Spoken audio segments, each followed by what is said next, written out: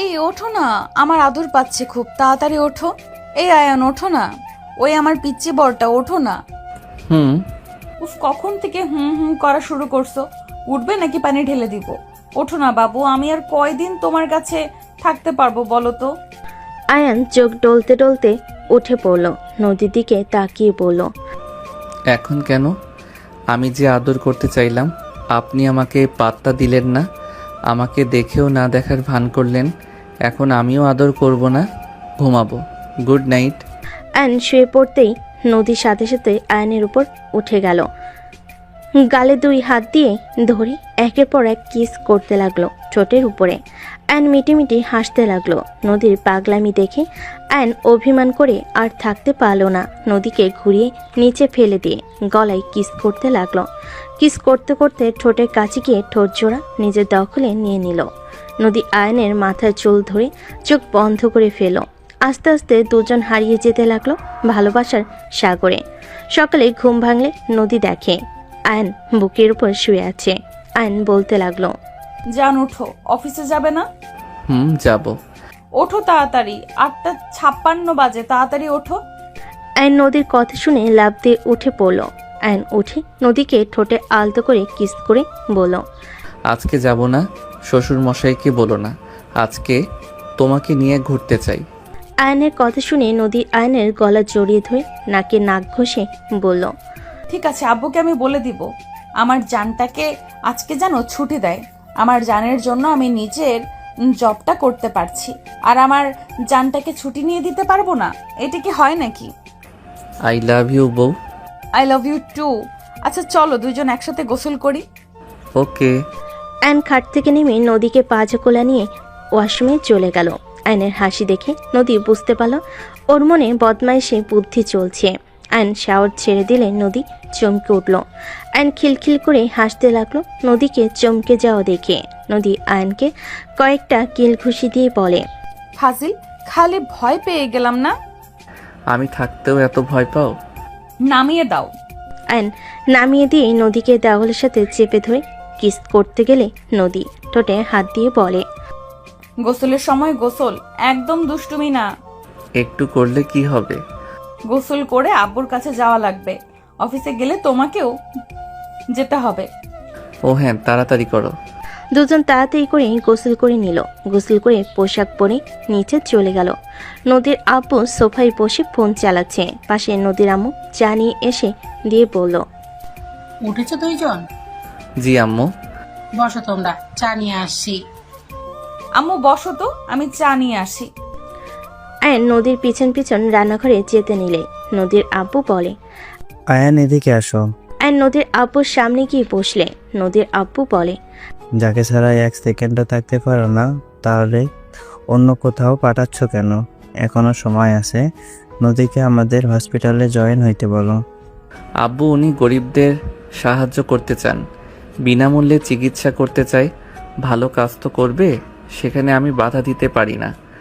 ওকে, তাহলে তোমার পড়াশোনা দেখে অফিসে এমপ্লয়ি হয়ে থাকো। তোমরা যদি নিজেদের ভালো না চাও সেখানে আমার কিছু বলার নাই। আয়ন কিছু বলতে যাবে সাথে সাথেই নদী বলে ওঠে, কতবার এক কথা বলবে আব্বু? আমি বুঝি না তোমার সমস্যাটা কি। আমার স্বাধীনতার কোনো দাম নাই নাকি? আমি চাই না আমার মেয়ে অন্য কোথাও যাক। আমার মেয়ে আমার আশেপাশে থাকবে। তোমার কোনো কিছু হইলে আমরা কিভাবে ভালো থাকবো বলতে পারবে? আব্বু আমার কি হবে? শুধু শুধু ভয় পাচ্ছ। আর আমার কিছু হলেও তোমার কাছে এখনো একটা ছেলে একটা মেয়ে আছে। তুই আমার বড় মেয়ে। সন্তান তো সন্তান, ছোট বড় কোনো কথা হইল? নদীর আব্বু রেগে গেল। নদীর আম্মু শান্ত করতে লাগলো। নদী রেগে চলে যেতে নিবে। আয়ন হাত ধরে বলে, নদী শান্ত হও তো। দেখো আব্বু, ব্যাপারটা আমি বুঝতে পারছি, বাট নদী তুমি অকারণে রাগ কেন করো? রাগ কেন করব? আমি যা করি সব কিছুতে আব্বু খালি বাধা দেয়। আরে ধ্যাত, তুমি আব্বুকে ভুল বুঝো। দূর ছাড়ো তো, আমাকে কিছু বোঝাতে এসো না। নদী রেগে চলে গেল। আয়ন নদীর আব্বুর দিকে তাকিয়ে বলে, আব্বু জানেন তো, আপনার মেয়ে এক বিঘে যা ওর ভালো লাগে তাই করে, কিছু বললে ওইটার উল্টা সবসময় করে। বাদ দেন তো, ওর মতো ওকে থাকতে দেন। আমি ট্রাই করছি কতভাবে ওই আমাকে অন্য কিছু বুঝিয়ে দেয়, আর ওই কোথায় ট্রান্সফার হয়েছে সেইটাও বলে না। একবার শুনতে পারলে হয়তো। অনেক চালাক বলে আমি কিছু করতে পারি। এই মেয়েটাকে জীবনেও ভালো করতে পারবো না। আমি আসছি। অ্যান উঠে রুমে চলে গেল। রুমে গিয়ে দেখে নদী লাগেজ গোছাচ্ছে। অ্যান পিছন থেকে জড়িয়ে ধরে বলে, জান, কি করছো? এত রাগ কেন করো? ছাড়ো, চলে যাব। আগামীকাল না চলে যাওয়ার কথা? আজকে যাব। জান, রাগ করা কি ঠিক হচ্ছে? ভালো করছি, ছাড়ো। টিকিট কাটা লাগবে, ছাড়ো। আয়নকে নদী সরিয়ে দিল। আয়ন নদীকে বুঝাতে লাগলো। নদী কোনো কথা না শুনে চলে গেল। নদীর আব্বু আম্মু বুঝালেও শুনল না। গাড়ি নিয়ে বের হয়ে গেল। আয়ন নদীর পিছন পিছন বাইক নিয়ে যেতে লাগলো। স্টেশনে গেলে আয়ন দেখে নদীর টিকিট কেটে ট্রেনে উঠে পড়ল। আয়ন দৌড়ে ট্রেনের ভিতর ঢুকে নদীর কাছে গেল। নদী বলে, এখানে কি করছো? জান, আজকে যাও না। আয়ান নাম ও ট্রেন ছেড়ে দিয়েছে। আমার সাথে তুমিও চলো না প্লিজ। জান, পাখিটা এভাবে রাগ করে না। আয়ান যাও বলছি, মেজাজ গরম করো না, সবাই তাকিয়ে আছে কিন্তু। যদি না যাও আমি কিন্তু ফোন বন্ধ করে রেখে দিব। ওকে, ঠিক আছে, যাচ্ছি। সাবধানে যাও। আয়ন ট্রেন থেকে নেমে পড়ল।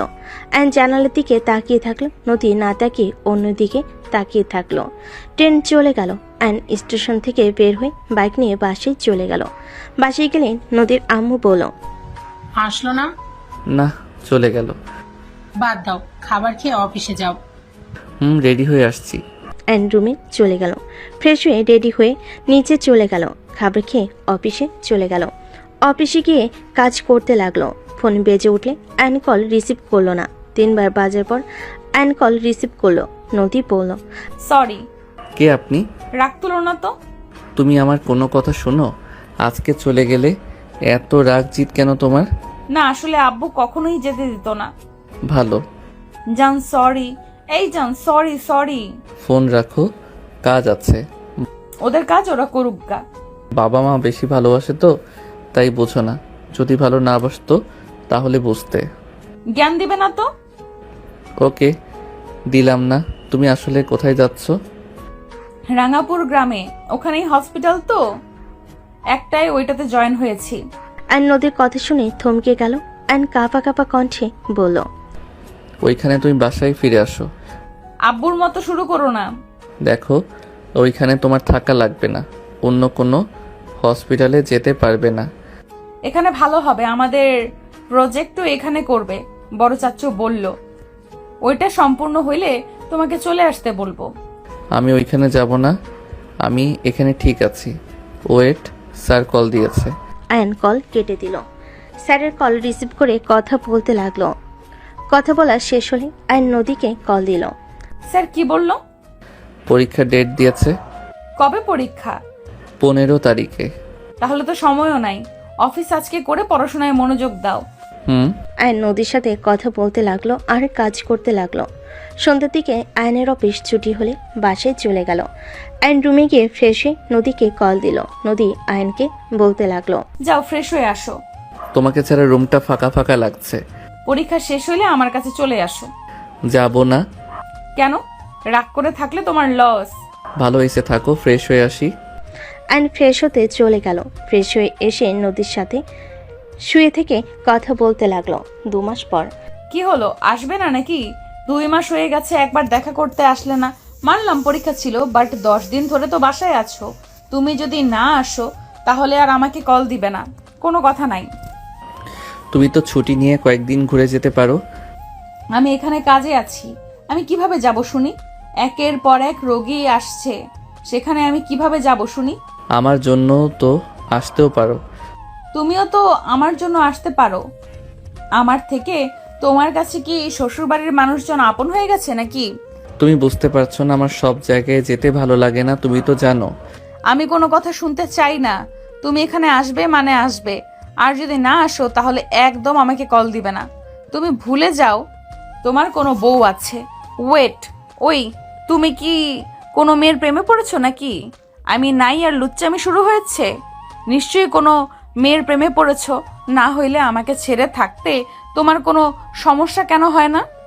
যে ছেলে আমাকে জড়িয়ে ধরে না ঘুমাইলে ঘুম আসে না, আর সেই ছেলে নাকি আমাকে ছাড়া 2 মাস কাটিয়ে দিল। আয়ন ভেবাচাকা খেয়ে গেল নদীর কথা শুনে। আয়ন বলে, আমার কথা তো এখন ফালতুই মনে হবে। ঠিক আছে, থাকো তোমার নতুন প্রেমিকাকে নিয়ে, আমাকে একদম কল দিবে না। নদী কান্না করতে করতে কথাগুলো বলতে লাগলো। আয়ন কিছু বলার আগে মুখের উপর কল কেটে দিল। আয়ন কলের উপর কল করতে লাগলো। নদী পুলক মেরে দিল। আয়ন ফোনটা রেখে খাটের উপরে বসে পড়ল। উফ আল্লাহ, এইটা বউ নাকি সন্দেহের গুরু? কথায় কথায় সন্দেহ করে কেমনটা লাগে। আয়ন কথাগুলো বলে উঠে ব্যাগ গোছাতে লাগলো। ব্যাগ গুছিয়ে ওয়াশরুমে চলে গেল। গোসল করে রেডি হয়ে ব্যাগ নিয়ে নিচে গেল। আয়নকে দেখে নদীর আব্বু বলে, কোথায় যাও? আব্বু, আপনার মেয়ের কাছে যাব। ওই আসবে না? না, উল্টা আমাকে সন্দেহ করে ব্লক মেরে দিয়েছে। উফ, মেয়েকে এত আদর দিয়ে মাথায় কেন তুলছেন? কারো কোনো কথা তো শুনে না, ভুল বুঝলে তো কথাই নাই। কি করব, বড় মেয়ে আদরের দিন শেষে ছোটবেলার অভ্যাস থেকেই যাবে। কে জানতো? তুমি তাহলে যাও। আপনার ফোনটা দেন তো। আয়ন নদীর আম্মুর ফোনই নদীকে কল দিলে আয়নের কণ্ঠ পেয়ে সাথে সাথেই ব্লক করে দিল। আয়ন রাগে বলতে লাগলো, আপনাকেও ব্লক দিয়েছে? তোমার উপরে আবার এত রাগ করলো কেন? কি হয়েছে? আপনার মেয়ের সন্দেহ রোগ বেড়ে গেছে, আবারও সন্দেহ করছে আমি গার্লফ্রেন্ড বানিয়ে নিয়েছি, এই জন্য ওইখানে যেতে চাচ্ছি না। ওনাকে কিভাবে বলবো? এই 10 দিন কাজের কি চাপ ছিল, আমার কোনো কথা শোনার আগেই ব্লক দিল। তুমি চলে যাও, আবার কি না কি করে বসবে। আব্বু আম্মু, আমি তাহলে আসছি। আয়ান, পৌঁছে গেছো নাকি? কিছু তো জানালেও না। আব্বু, কিছু হবে না, আপনি চিন্তা করেন না, আমি সাবধানে চলে যাব। আর আপনার মেয়েকে জানানোর দরকার নাই, আমি গিয়ে সারপ্রাইজ দিব। রাগ করছে 10,000 রাখো, আর লাগলে জানাও। ব্যাংক থেকে তুলে নিব। এটা নিয়ে যাও, পরে লাগলে তুলে নিও। আয়ন টাকাটা নিয়ে সবার থেকে বিদায় নিয়ে চলে গেল বাইক নিয়ে। মাঝ রাস্তায় গিয়ে তেল তুলে নিল। রাঙ্গাপুর গ্রামে যেতে যেতে সকাল হয়ে গেল। আয়ন মুখে মাস্ক পরে হেলমেট ভালোভাবে পরে নিল। আয়ন বাইক চালিয়ে গ্রামটা ভালোভাবে দেখতে লাগলো। চোখের কোণায় পানি চলে আসলো। আয়ন সাথে সাথে চোখ মুছে ফেল। আয়ন মনে মনে বলতে লাগলো, কতটা পরিবর্তন হয়ে গেছে গ্রামটা, কত স্মৃতি জমে আছে, সব কিছু চোখের সামনে ভেসে বেড়াচ্ছে। এতটা বছর পর এখানে আসবো কখনো কল্পনাও করতে পারি নাই। ভাগ্যক্রমে আবার চলে আসলাম। যত অতীত ভুলতে চাই না কেন, অতীত আমাকে কখনোই ভুলতে দেয় না, একভাবে না একভাবে সামনে চলে আসে। আয়ন কথাগুলো ভাবতে ভাবতে সোজা হসপিটালের সামনে চলে গেল। আয়ন ফোনটা বের করে রাইসাকে কল দিল। রাইসা রিসিভ করে বলল, আসসালামু আলাইকুম জিজু। ওয়ালাইকুম আসসালাম। আপু, আপনাদের হসপিটালের নিচে বাসার ঠিকানা দেন। আর আপনার বান্ধবী কোথায়? কি, তুমি এসেছো? তাহলে ওকে কাঁদানোর কি দরকার ছিল? আমি কি করলাম? হুদাই সন্দেহ করে নিজেই কান্না করছে। এখন বলেন, বাসা কই নিয়েছেন? ওয়েট করো, আমি আসছি নিচে। আয়ন রাইসার জন্য অপেক্ষা করতে লাগলো। রাইসা নিচে এসে আয়নের বাইকে উঠে পড়ল। আয়নের বাইকে হুট করে কেউ উঠে পড়ে যেতে নিয়েই সাথে সাথে বাইক সামলে নিয়ে বলল, ধ্যাত আপু, ভয় পাওয়াই দিয়েছিলেন। ভয় কম পাও, বাসায় চলো। আর বাইক নিয়ে সারা রাস্তায় এসেছো? কোনো মেয়ে পটিয়েছো? কচু মেয়ে পটাইছি, অফিসে কাজ ছিল সেইগুলো করেছি। ওই না, আমাকে বলো। ওনার সন্দেহ কথা তাই বলছে। ওকে চলো। আয়ন বাইক নিয়ে যেতে লাগলো। রাস্তা বলে দিতে লাগলো। আয়ন রাস্তায় যেতে যেতে বলতে লাগলো, আর কোনো রাস্তা নাই, এই রাস্তা দিয়ে বাসা ভাড়া নেওয়া লাগবে। আপনার বইয়ের পছন্দ। গ্রামটা অনেক উন্নত হয়ে গেছে, এখানে কিসের ফ্রি চিকিৎসা দেওয়া লাগবে? এখানে সবার তো টাকা পয়সা কম হয় নাই। আরে দূর, কিসের ফ্রি চিকিৎসা? নদীকে এখানে মিথ্যে বলে নিয়ে আসা হয়েছে, বাট ওই সব জানার পর রেগে গিয়েছিল। আসলে আঙ্কেল এখানে ফ্যাক্টরি দিবে, আঙ্কেলের প্ল্যান করে এখানে নিয়ে এসেছে। নিজের কাজও করবে আর ফ্যাক্টরির কাজও সামলাতে পারবে। কি বলো শ্বশুর মশাই এইগুলো করিয়েছে? জি, আর এখানে এসেছে ভালো হয়েছে। আমার এখানে ভালোই লাগছে, গ্রামটাও সুন্দর, মানুষজনের ব্যবহার অনেক ভালো লেগেছে। সামনের বাসাটাই থাকি। এখানে কি?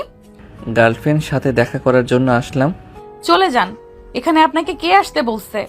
বাসার ভিতরে তো ঢুকতে দিবেন নাকি? আয়ন কথাটা বলে নদীর সামনে থেকে সরে গেল। আয়ন ভিতরে গিয়ে সোফায় বসে পড়ল। নদীকে বলল।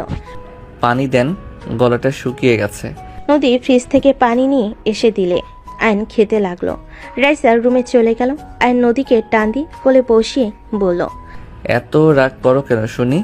তুমি জানো আমি তোমাকে ভালোবাসি, আর তোমাকে ছাড়া অন্য কারোর সাথে যে প্রেম করব না জানার পরও রাগ দেখাও কেন?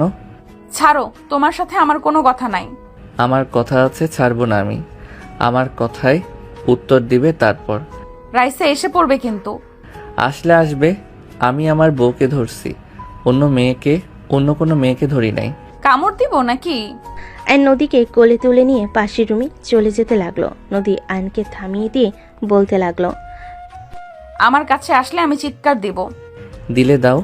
দেখো, একদম কাছে আসবে না। আমি তোমার গার্লফ্রেন্ডের কাছে যাও। আমি আমার গার্লফ্রেন্ডের কাছে আসছি। আয়ন নদীকে খাটে ফেলে দিয়ে আয়ন কথাটা বলে শার্ট খুলে নদীর উপর ঝাঁপিয়ে পড়ল। নদী প্রথমে থামানোর চেষ্টা করলে পরক্ষণে আয়নকে আদর করতে শুরু করে দিল। আয়ন মুচকি হাসি দিয়ে আদর করতে ব্যস্ত হয়ে গেল। দুজন একে অপরকে আদর করতে করতে দুজন ক্লান্ত হয়ে গেল। আয়ন নদীকে বুকের সাথে জড়িয়ে ধরে শুয়ে থেকে বলল। রাগ কমছে নাকি? আরো আদর করব? লাগবে না, হসপিটালে যাওয়ার সময় হয়ে গেছে। হসপিটালে যাবে? হ্যাঁ, রাইসের ডিউটি নাই, তুমি ওর সাথে থাকো। তাড়াতাড়ি এসো। ঠিক আছে। নদী আয়নের কপালে চুমু দিয়ে চলে গেল। ওয়াশরুমে গেলে আয়নও পিছন পিছন চলে গেল। দুজন একসাথে গোসল করে নিল। দুজন ওয়াশরুম থেকে বের হয়ে আসলো। আয়ন পোশাক পরে বারান্দায় গেল। নদী রেডি হয়ে গেল। আয়ন বারান্দা থেকে বের হয়ে নদীর সাথে রুম থেকে বের হইলে রাইসা বলে ওঠে। বাহ, দুজন বের হলে তাহলে? চুপ কর, শোন, আয়নকে খেতে দিস। দেব না, তোর জামাইকে না খাওয়ায় রেখে দিব। না দিলি আমার তাতে কি? তোর ভাই বোন বুঝে গা। জান, আমি গেলাম। নদী আয়নকে চুমু দিয়ে চলে গেল। আয়ন রাইসা থেকে কিছুটা দূরে বসে ফোনে গেম খেলতে লাগলো। রাইসা আয়নকে বলল। খাবার খেতে আসো। আয়ন রাইসার কথা শুনে খেতে গেল। দুজন খাবার খেয়ে নিল।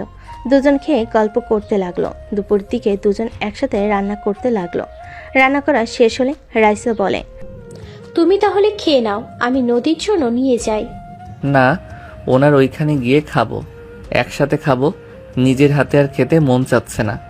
ওরে রোমান্টিক দুলাভাই রে। ওকে, তাহলে আমি খেয়ে নিই, তারপর একসাথে যাব। ঠিক আছে। রাইসা আয়ন ফ্রেশ হতে চলে গেল। দুজন ফ্রেশ হয়ে বাসার রুমে আসলো। রাইসা খেতে লাগলো। খাওয়া শেষ হলে দুজন খাবার নিয়ে বাইকে করে বের হয়ে গেল। আয়ন রাইসা হসপিটালের সামনে নামলো। দুজন টিফিন ব্যাগ নিয়ে ভিতরে যেতে লাগলো। রাইসা আয়ানকে নদীর কেবিনে নিয়ে গেল। তুমি বসো, নদীকে দেখলে পাঠিয়ে দেব। ঠিক আছে। আয়নকে বলল। আয়ন টেবিলের উপরে টিফিন রেখে দিয়ে চেয়ারে বসে গেম খেলতে লাগলো আর নদীর জন্য অপেক্ষা করতে লাগলো। হঠাৎ করে কেবিনের ভেতর কেউ বলে উঠল। আসসালামু আলাইকুম ম্যাম, আসবো? ম্যাম, আপনি বলেছিলেন এসএসসি পাশের সার্টিফিকেট দেখালেই চাকরি দেবেন, আমি নিয়ে এসেছি। কণ্ঠটা শুনে আয়নের বুকের ভিতর কেঁপে উঠল। আয়ন পিছনের দিকে ঘুরে তাকাতেই সামনে থাকা মেয়েটাকে দেখে চমকে গেল। আয়ন বসা থেকে উঠে পড়ল। রানের বুকের ভিতরে কষ্ট অনুভব হতে লাগলো। তুলি কিছু বলতে যাবে, সাথে সাথে নদী ভিতরে ঢুকে বলতে লাগলো। ওই ফাজিল, খাবার না খেয়ে আসছো কেন? হ্যাঁ, তুমি জানো আমি ব্যস্ত থাকি। আয়ন নদীর কণ্ঠে ভাবনার জগৎ থেকে বের হইল। আয়ন নদীকে বলল। তুমি খাওয়াই না দিলে খাইতে ভালো লাগে না, সেখানে আমি কি করব? যাই হোক, উনি তোমার কাছে এসেছে। দুঃখিত, ভুল সময় এসেছি। আপনারা খাবার খান, আমি পরে আসছি। আরে আসেন, সমস্যা নাই। নদীর কথা শুনে আয়ন নদীর পাশে গিয়ে টেবিলের উপর পা ঝুলিয়ে বসে গেম খেলতে লাগলো। তুলিকে নদী বসতে দিলে তুলি বসলো। তুলি নদীকে বলল। ম্যাম, আপনি আসতে বলেছিলেন। এই যে আমার সার্টিফিকেট। নদী তুলির সার্টিফিকেট দেখতে লাগলো। আয়নকে নদী বলল। আয়ান গেমের শব্দ কমাও। আয়ন শব্দ কমিয়ে দিয়ে গেম খেলতে লাগলো। নদী তুলির সার্টিফিকেট দেখে বলল। বাট আপনার রেজাল্ট তো অনেক ভালো, এসএসসিতে A+ পেয়েছিলেন। জি। ওকে, আপনি তাহলে আগামীকাল থেকে কাজে জয়েন হয়ে নিন। আমি ওদের বলে দিব আপনাকে কাজ বুঝিয়ে দেয় যেন। ধন্যবাদ ম্যাম, তাহলে আমি আসছি। তুলি চলে যেতে নিলে নদী বলতে লাগলো। জান, এমন পাগলামি কেন করো? 2টা বেজে গেছে আর তুমি না খেয়ে আছো। এমন করবে না তো। বসো, আমি খাওয়াই দেই। নদীর কথাগুলো তুলির কানে গেলে তুলির বুকটা ফেটে যেতে লাগলো। তুলি ভাবতে লাগলো ফ্ল্যাশব্যাক। আয়ন তুলি গাছের নিচে বসে আছে। আয়ন তুলি কোলে মাথা দিয়ে শুয়ে থেকে বলল। তোমাকে চুড়িগুলোতে অনেক সুন্দর লাগছে। ইস, কবে যে বড় হব, তোমাকে বউ করে ঘরে তুলে নিব। এভাবে লুকিয়ে প্রেম করতে ভালো লাগে না। আমারও মনে হয় এখন যদি বড়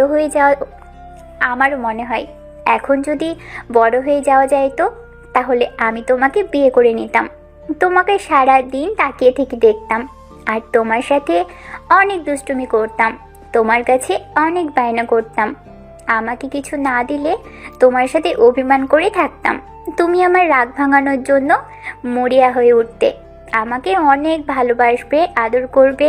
আমিও পরে তোমাকে ক্ষমা করে দিয়ে তোমাকে অনেক আদর করব। কত না রোমান্টিক হইতো, বাট কোনো স্বপ্ন পূর্ণ হচ্ছে না। হবে হবে, আমরা দুইজন পড়াশোনা করতে থাকি। আমি একটা জব নিব।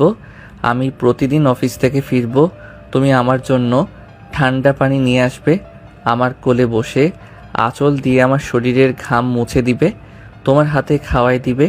আমি সুযোগ পেলে তোমার সাথে দুষ্টুমি করব। তুমি বিরক্ত হয়ে যাবে, আমি তোমাকে আরও বেশি বেশি বিরক্ত করব। আর তুমি রেগে আমাকে মারতে আসলে আমি তোমাকে আদর করে বিরক্ত রাগ এক নিমিষে শেষ করে দিব। তুলি লজ্জা পেয়ে বলল। যা দুষ্টু, আমারও অনেক শরম পাচ্ছে। ওরে বাবা, আমার বউটা লজ্জা পেলে তো অনেক সুন্দর লাগে। যাও, আমার প্রশংসা করবে না, আমার অনেক শরম লাগে। দুজন খিলখিল করে হাসতে লাগলো। হঠাৎ কারোর ডাক শুনে তুলি ভাবনার জগৎ থেকে বের হয়ে দেখে নদীকে ডাকছে। নদী আয়নকে বলল। জান, পানি খেয়ে নাও, আমি আসছি। নদী হাত ধুয়ে চলে গেল। আয়ন পানি খেয়ে হাত ধুয়ে নিল। আয়নের ফোন বেজে উঠল। আয়ন কলটা রিসিভ করলো। নদীর আম্মু বলে উঠল। আয়ান, পৌঁছে গেছো নাকি? কিছু তো জানালেও না। সরি আম্মু। আয়ন নদীর আম্মুর সাথে কথা বলতে বলতে যেতে লাগলো। রাইসাকে দেখে বলল। নদী কোন জায়গায়? এই আয়ান, তোমার তো B+, তাই না? কেন? একজনকে রক্ত দিতে হবে, তুমি কি দিতে পারবে? বাসার মালিকের ছোট মেয়ে অ্যাক্সিডেন্ট করেছে, অনেক ব্লাড বের হয়ে গেছে। হ্যাঁ, কেন দিতে পারবো না? আচ্ছা আম্মু, পরে কথা বলবো, বাই। আয়ন কল কেটে দিয়ে রাইসার সাথে যেতে লাগলো। আয়ন ফ্রেন্ডদের SMS দেখতে দেখতে আয়ন চলে গেল। সামনে গেলে রাইসা বলে ওঠে। নদী, আয়ান রক্ত দেবে। আরে কি বলিস? আয়নের শরীর তো খারাপ, ওই এমনিতে অনেক দুর্বল হয়ে গেছে। আর রক্ত দেখলে মাথা ঘুরে পড়ে যায়। ওই কিভাবে দিবে? অন্যভাবে দেখতে হবে। আয়ন নদীর কথা শুনে সামনের দিকে তাকাতেই চমকে গেল। সামনে সবাই আয়নের দিকে তাকিয়ে আছে। আয়ন রাইসাকে বলল। রাইসা আপু, আমি রক্ত দিব, আমার কিছু হবে না? মাথা ঘুরে পড়ে যেন যেও না। কুল আপু, চলেন। আয়ন রাইসার সাথে চলে গেল। নদী ওদের সাথে গেল। আয়ন রক্ত দিতে গেলে টেস্ট করতে লাগলো। টেস্ট করে আয়ন রক্ত দিতে লাগলো। আয়ন ভয়ে ইনজেকশন দিতে না চাইলে তখন ভিতরে কেউ একজন এসে আয়নের মাথার কাছে বসলো। আয়ন সাথে সাথে মানুষটাকে জড়িয়ে ধরলো। আয়নের মাথায় হাত বুলিয়ে দিতে লাগলো। আয়ন ভয়ে খামচি দিয়ে ধরলো। আয়নের মাথায় হাত বুলিয়ে দিতে দিতে বলল। আয়ান, আয়ন ডাক্তার শুনে বুকের ভেতর কেঁপে উঠল। আয়নের আম্মুর দিকে তাকিয়ে থাকতে লাগলো। আয়নের আম্মু আয়নকে বুকে জড়িয়ে ধরে কান্না করতে লাগলো। আয়নের চোখে পানি চলে আসলো। আয়নের রক্ত দেওয়া হয়ে গেলে রাইসা বলল। আয়ান, তুমি এখানে রেস্ট নাও, উঠো না, তোমার বউ আমাকে উধা করে দেবে। আয়ন রাইসার কথা শুনে ওর আম্মুকে ছেড়ে দিয়ে চোখের পানি মুছে হেসে পড়ল। আরে আমি ঠিক আছি, আপনি রক্ত নিয়ে যান। রাইসা চলে গেল। আয়নের আম্মু বলল। আয়ন বাপ, আমার এতদিন কোথায় ছিলি? আন্টি, আপনার কোথাও ভুল হচ্ছে। আমাকে অন্য কারোর সাথে মিলিয়ে ফেলছেন। আয়ন কথাগুলো বলে বেড থেকে উঠে পড়ল। আয়ন পড়ে যেতে নিলে সাথে সাথে আয়নের আম্মু ধরে ফেল। আয়নকে বলতে লাগলো। একটু রেস্ট নে বাবা। আয়ন বসে পড়ল। আয়নকে জড়িয়ে ধরল। আয়ন সরিয়ে দেওয়ার চেষ্টা করতে লাগলো। আয়ন কিছুক্ষণ বসে থেকে ওর আম্মুর হাত সরিয়ে দিয়ে বাইরে চলে গেল। আয়নের আম্মু আয়নের সাথে বের হলো। নদী বের হইলে সবাই নদীর কাছে গেল। নদী বলে উঠল। ভয়ের কিছু না আতিয়া, এখন বিপদ মুক্ত আছে। আপনারা কিছুক্ষণ পর দেখা করতে পারেন। আয়ান, তুমি ঠিক আছো? একদম ঠিক আছি, আমাকে নিয়ে ভেবো না তো। ম্যাম, উনি আপনার কি হয়? জি, উনি আমার হাজবেন্ড। আয়ান, উনি আমাদের বাসার মালিক। তার স্ত্রী, ছেলে, ছেলের বউ আর একটা একমাত্র নাতি তাদের। আসসালামু আলাইকুম। ওয়ালাইকুম আসসালাম। ধন্যবাদ স্যার, আপনি না থাকলে আমার ননটার কি যে হতো। এই যে একজন দেখছেন, বিপদের সময় এর রক্ত কোনো কাজই নাই, মাতাল হয়ে বসে আছে। রূপা। বাবু, তোমার নাম কি? জি, আমার নাম রাহাত। মাশাআল্লাহ, এই নাও চকলেট। আয়ন পকেট থেকে চকলেট বের করে রাহাতকে দিল। রাত নিতে না চাইলেও আয়নের আম্মু বলল, দাদু ভাই নাও। সত্যি নিব? হ্যাঁ নাও। রাহাত হাত থেকে চকলেট নিল। আয়ন হেঁটে নদীর কাছে গিয়ে বলল, যাকে রক্ত দিলাম তাকে দেখতে পারি কি? যেতে পারো। আগে ওনার ফ্যামিলি দেখা করুক, আর তুমি পরে করো। তুমি বাসায় যাও। ডাক্তার সাহেবা, ওনাকে যেতে দেন, উনি দেখা করে আসুক। আন্টি, আপনারা যান, সমস্যা নাই, এই পরে করবে। ওনাকে যেতে দেন, আমার মেয়েটা অনেক খুশি হবে তাকে যে রক্ত দিল তাকে দেখতে পেয়ে। ডাক্তার সাহেবা, যেতে দেন। আয়ন কেবিনের ভিতর ঢুকলো। আতিয়ার পাশে বসে হাতের উপরে হাত রাখলে আতিয়া তাকালো। আয়নকে দেখে চমকে গেল। আতিয়া উঠতে যাবে, সাথে সাথেই আয়ন বলল, বনু, আসতে ব্যথা পাবি। ভাইয়া, তুমি কখন এসেছো? ভাইয়া, তুমি এত বছর কোথায় ছিলে? ভাইয়া, তুমি আমাকে ছেড়ে কিভাবে যেতে পারলে? আমাকে তো নিয়ে যেতে পারতে। তোমাকে ছাড়া আমি কিভাবে দিন পার করছি, তোমার কোনো হিসাব আছে? আতিয়া কথাগুলো বলে কান্না করতে লাগলো। আয়ন আতিয়াকে জড়িয়ে ধরে সান্ত্বনা দিতে দিতে বলল, আমার মতো খারাপ ভাইয়ের জন্য এত কষ্ট কেন পাস বোন? আর বোন, তোর এই অবস্থা কিভাবে হলো? বড় চাচুর ছেলে রনি আমাকে মেরে ফেলতে চাইছিল, ভাগ্যক্রমে বেঁচে গেছি। কি, ওই তোকে মেরে ফেলতে নিয়েছিল মানে? আমি স্কুলে গেলে আমাকে অনেক জ্বালাতন করতো, আবার মেয়েদের সাথে অসভ্যতামি করতো। আমি প্রতিবাদ করেছিলাম, তারপর থেকে আমার পিছনে লেগেছে। আজকে আমাকে বাইক দিয়ে ইচ্ছে করে ধাক্কা মেরেছে। আমি ছিটকে গাছের সাথে বাড়ি মারায়, আর রাস্তার পাশে খাম্বার রড ছিল, ওইটাই আমার পেটের সাইড দিয়ে বের হয়ে গেছে। আয়ন রাগে হাত মুঠো করে ফেলল। আয়ন রেগে বলল, ওকে কোথায় পাওয়া যাবে এখন? ভাইয়া, বাদ দাও, ওদের সাথে লাগতে যেও না, ওরা অনেক খারাপ। কিছু বললে আমাদের আরো ক্ষতি করবে, আর তোমার ক্ষতি করলে আমি নিজেকে ক্ষমা করতে পারবো না। আমি আর তোমাকে হারাতে চাই না। ওই কোথায় আছে সেটা বল। আমাকে নিয়ে ভয় পাস না বোন, আমার কিছু হবে না। ভাইয়া, বাদ দাও।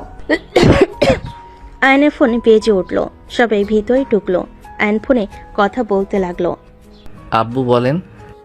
নদীকে বলো তো ফ্ল্যাটকারিতে গিয়ে দেখে আসতে। আব্বু, নদী তো ব্যস্ত আছে, আমি চলে যাব।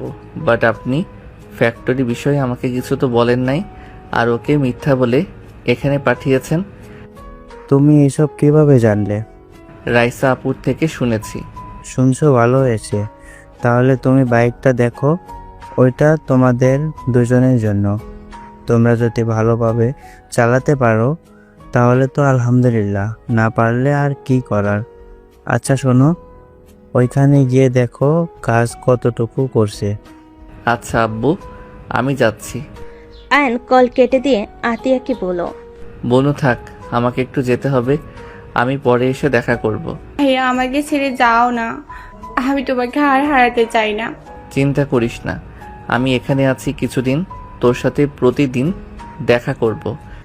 আতিয়া, তুমি ওনাকে চেনো? চিনবো না কেন ভাবি, ওইটাই তো আয়ান ভাইয়া ছোট ভাই। রূপা অবাক হয়ে গেল। আয়ন কেবিন থেকে বের হয়ে গেল। রূপা বলে ওঠে, এসব কি বলো? উনি তো ডাক্তার, নদীর হাজবেন্ড। কি, নদিয়াপুর হাজবেন্ড? হ্যাঁ আব্বা আম্মা, তোমার ভাই রাহা তো ছিল, ডক্টর তো পরিচয় করিয়ে দিল, আর উনি তো তোমাদের চেনেও না যেমন ভান করলো। কি জানি, বুঝতে পারছি না। আতিয়া সবার সাথে কথা বলতে লাগলো। আয়ন নদীর কেবিনে গিয়ে কপালে চুমু দিয়ে বলে, জান, আমাকে ফ্যাক্টরির ওইখানে যেতে হবে। যেতে হবে না, আমি চলে যাব, তুমি বাসায় যাও। না, তুমি থাকো, আমি যাচ্ছি, আমি ঠিক আছি। রাগ তুলো না, যাও বলছি। নদী রাগ দেখালে আয়ন উপায় না পেয়ে বলে, দুইজন একসাথে যাই। না, বাসায় যাও। প্লিজ, বাসায় একা একা ভালো লাগবে না তো। আয়ন অসহায়ভাবে তাকাতেই নদী আয়নকে নিয়ে বের হয়ে গেল। আয়ন বাইক চালাতে লাগলো, ফ্যাক্টরির সামনে চলে গেল। নদী বাইক থেকে নেমে পড়ল। তুমি থাকো, আমি দেখে আসছি। নদী চলে গেল। আয়ন বাইকের উপর বসে ভাবতে লাগলো। এই জায়গা কি আব্বু চাচ্চুরা বিক্রি করে দিয়েছে নাকি? আয়ন কথাগুলো ভাবতে লাগলো। নদী দেখা শেষ করে আয়নের বাইকে উঠলে আয়ন বাইক নিয়ে বাসায় চলে গেল। 5 দিন পর। কি ব্যাপার, কোনো সমস্যা হয়েছে কি? এত চিন্তা করছো কেন? আর বলো না, ফ্যাক্টরির ওইখানে পাশে একটা জমি আছে, ওইটা বিক্রি করতে চাইলো, এখন আবার না করে দিয়েছে। মেজাজটা খারাপ হয়ে যাচ্ছে। টাকা যা চেয়েছে সেটাই তো দিতে রাজি হয়েছিল। কার জমি? এই বাসার মালিকের মেছো ছেলে ঝামেলা করছে। ও, ওনারা কি কেন বিক্রি করবে না তার কোনো রিজন বলছে? না, তা বলে নাই। তাহলে চলো দেখা করি, তার সাথে কথা বলি। উনি কথা বলতে চান না, উনি কোনো কথা শুনবে না। আচ্ছা চলো, আমরা তার বাসায় গিয়ে কথা বলে দেখি। যাবে? অপমান করলে তোমার আবার রাগ উঠে যাবে। থাক, তুমি থাকো, আমিই যাই। আরে চলো, আমিও যাই, রাগ করবো না। আয়ন জোর করে নদী আয়নকে নিয়ে বের হইল। বাইক নিয়ে দুজন চলে গেল। আয়ন বাড়ির ভিতরে ঢুকতেই পুরনো স্মৃতিগুলো চোখের সামনে ভেসে উঠতে লাগলো। আয়ন চারিদিকে ঘুরে দেখতে লাগলো। নদী ভিতরে চলে গেল। আয়ন চারিদিকে ঘুরে ঘুরে দেখতে লাগলো আর ভাবতে লাগলো। কত পরিবর্তন হয়ে গেছে 5 বছরের ভিতরে। আয়নের হঠাৎ নদীর কথা মনে পড়তে তাড়াতাড়ি করে বাসের ভিতরে গেল। দেখে নদী উপরে আয়নের মেঝো চাচ্চু চিল্লাচ্ছে। আয়ন গিয়ে বলল, স্যার শান্ত হন, আপনি জমিটা কেন বিক্রি করবেন না? বিষয়টা আমাদের খুলে বললে আমরা আপনাকে জোর করব না। আয়নের কথা শুনে সবাই আয়নের দিকে তাকালো। আয়নকে দেখে আয়নের মেজো চাচ্চু থমকে গেল। আয়নকে কিছু বলার মতো ভাষা খুঁজে পাচ্ছে না। আয়ন কাছে গিয়ে বলল, বেয়াদবি মাফ করবেন, অনুমতি ছাড়া বাসার ভিতরে ঢোকার জন্য। স্যার, আপনারা তো প্রথমে জমিটা বিক্রি করতে চেয়েছেন, পরে আবার মত চেঞ্জ করে ফেললেন।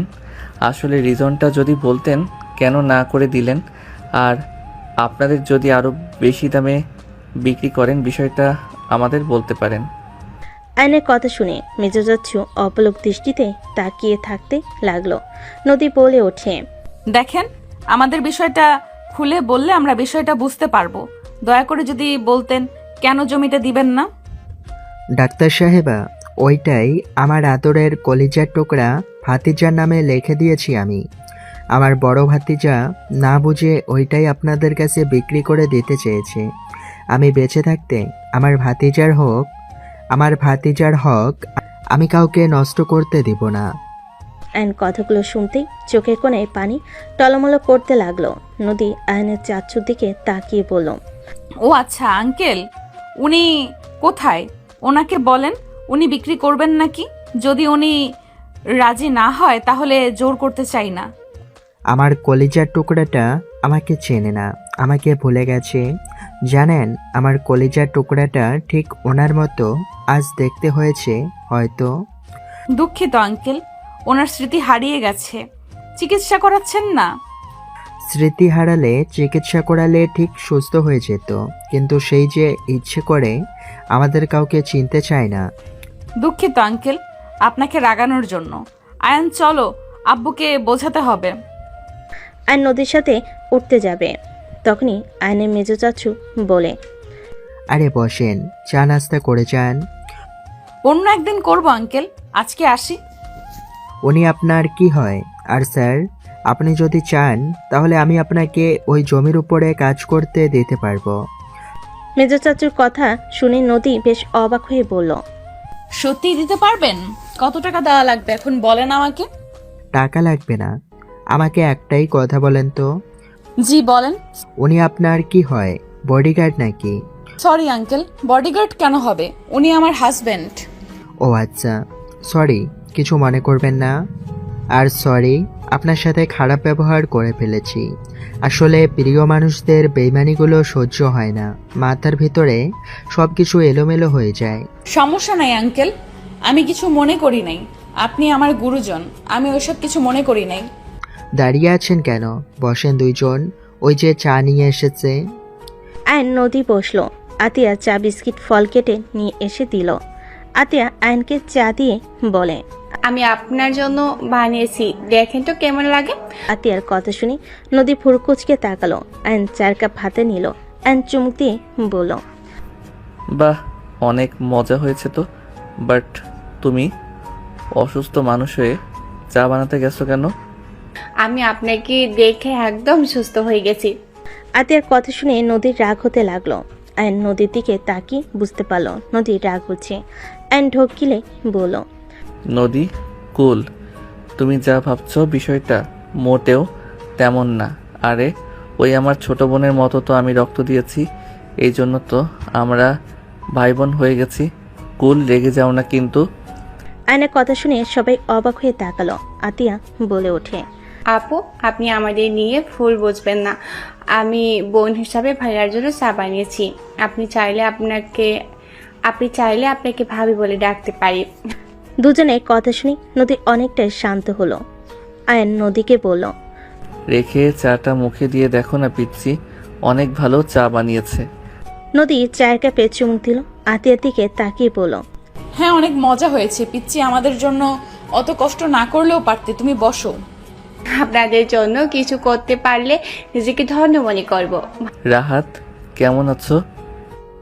আলহামদুলিল্লাহ আঙ্কেল, আপনি কেমন আছেন? এইদিকে আসো, বসো।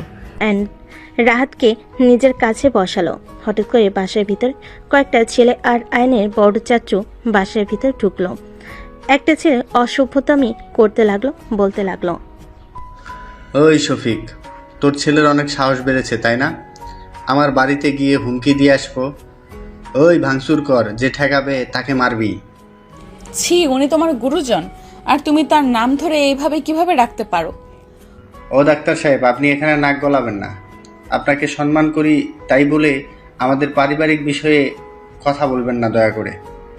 রনি আতিয়ার কাছে এসে আতিয়ার ব্যথার জায়গায় থাপ্পড় মারতে যাবে, সাথে সাথে আয়ন উঠে এক লাথি দিয়ে ফেলে দিল। আয়নকে মারতে দেখে সবাই চমকে উঠল। বড় চাচু কিছু বলার সাথে সাথে আয়ন ঘুরে দাঁড়ালো।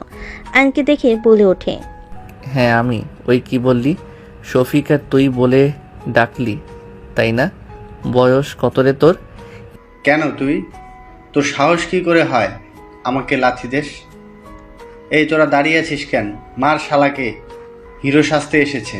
আয়নকে মারতে আসলে আয়ন দুজনকে মেরে ফ্লোরে ফেলে দিল। রনি উঠে দৌড়ে এসে মারতে যাবে। আয়ন পেটে ঘুষি মারলো, হাত ধরে মোচড় দিয়ে ধরে পড়ল। এই হাত দিয়ে আমার বোনের পেটে ঘুষি দিতে গেছস, এই হাত দিয়ে বাইক দিয়ে আমার বোনকে ধাক্কা দিয়েছস তাই না? আর এই মুখ দিয়ে আমার আব্বুকে অসম্মান করছস তাই না? আয়ন কথাটা বলে মুখে ঘুষি মারতে লাগলো। একের পর এক ঘুষি মারতে লাগলো। বড়ব্বু বলতে লাগলো, শফিক, তোর ছেলেকে থামতে বল, আমার ছেলেটা মারা যাবে তো। আয়ান, ছেড়ে দে। আয়ান, ওকে ছাড়। আয়ন বলে ওঠে, আমার সামনে থেকে সরেন। এতক্ষণ ধরে আপনার ছেলে বেয়াদবি করছিল, চুপচাপ দেখছেন, এখনো দেখেন। আঙ্কেল, বেশি করে মারেন। মারো, বেশি করে মারো, ওকে মেরে হাড্ডি গুড্ডি ভেঙে দাও। ওরা অনেক বাড়াবাড়ি করে, আব্বুকে যা না তাই বলে গালাগালি করে। বড় চাচু তার ছেলেদের নিয়ে এসে আমাদের মারধরও করায়। সে মেজ চাচুকে মেরে 3 দিন বেঁধে রেখেছিল। আতিয়ার কথা শুনে আয়নের মাথা খারাপ হয়ে গেল। আয়ন রেগে বলে, কি চাচ্চুর গায়ে হাত দিয়েছিস তোরা? কে কে কে হাত দিয়েছিস বল? তোদের আমি ভেঙে ফেলবো। আয়ন রনিকে মারতে যাবে আরেকটা, সাথে সাথে বড় চাচু আয়নের আপুর পায়ে ধরে বলে, ভাই, তোর ছেলেকে থামা, আর মারলে আমার ছেলেটাই মারা যাবে। আয়ান ছেড়ে দাও। আয়নের আপু আয়ন ওর আব্বু আম্মুর মুখে নিজের নাম শুনে আয়ন রনিকে ছেড়ে দিয়ে রনি ফুলরে পড়ে গেল রক্তাক্ত অবস্থায়। আয়নের বড় চাচু রনিকে নিয়ে চলে গেল। আয়নের আব্বু আয়নের কাছে গিয়ে হাঁটু গেড়ে বসতে যাবে। আয়ন সাথে সাথে ওর আব্বুর হাত ধরে ফেল। আব্বু কি করছেন? আয়ান, আমাকে ক্ষমা করে দাও। আমি তোমার সাথে অনেক বড় অন্যায় করেছি। আমাকে তুমি দয়া করে ক্ষমা করে দাও। আমি তোমার সাথে অন্যায় করে আজ হারে হারে টের পাচ্ছি। আমি আমার কলিজার টুকরে সন্তানকে বিনা কারণে গ্রাম ছাড়া করেছিলাম। আমার সন্তান যেমন হোক, আমার উচিত ছিল তোমার পাশে দাঁড়ানো। আমি সেটা পারি নাই। ন্যায় বিচার করতে গিয়ে আমি আমার সন্তানকে হারিয়ে ফেলেছিলাম। আয়ান, প্লিজ আমাকে ক্ষমা করে দাও। আমাকে যা শাস্তি দিবে আমি মাথার পেতে নেব। আয়নের আব্বু পা ধরতে যাবে, সাথে সাথে আয়ন ওর আব্বুকে জড়িয়ে ধরে বলে, আব্বু প্লিজ এভাবে ক্ষমা চাইবেন না। আপনার উপরে আমার কোনো রাগ নাই। আমার শুধু একটাই কষ্ট, আপনারা বাবা মা হয়ে আমাকে বাঁচানোর চেষ্টা করেন নাই। আমাকে ত্যায্য পুত্র করে দিয়েছিলেন। একবার ভেবেও দেখেন নাই আমি একা কোথায় যাব। বিশ্বাস করেন, অনেক রাগ অভিমান কষ্ট ছিল, কিন্তু আজ আমার আর কোনো রাগ অভিমান কষ্ট কিছু নাই। আপনি আমাকে বুকে জড়িয়ে নিয়েছেন, এতে আমি অনেক খুশি। আয়ান, আমাকে ক্ষমা করে দিস। আমি মা হয়ে তোর পাশে দাঁড়াতে পারি নাই। আমি তোকে ওদের হাত থেকে বাঁচাতে পারি নাই। আম্মু তুমি ঠিক করছো। স্বামীর অবাধ্য হও নাই। একজন আদর্শ স্ত্রী হয়ে নিজের কর্তব্য পালন করছো। শুধু সন্তানের জন্য কিছু করতে পারো নাই।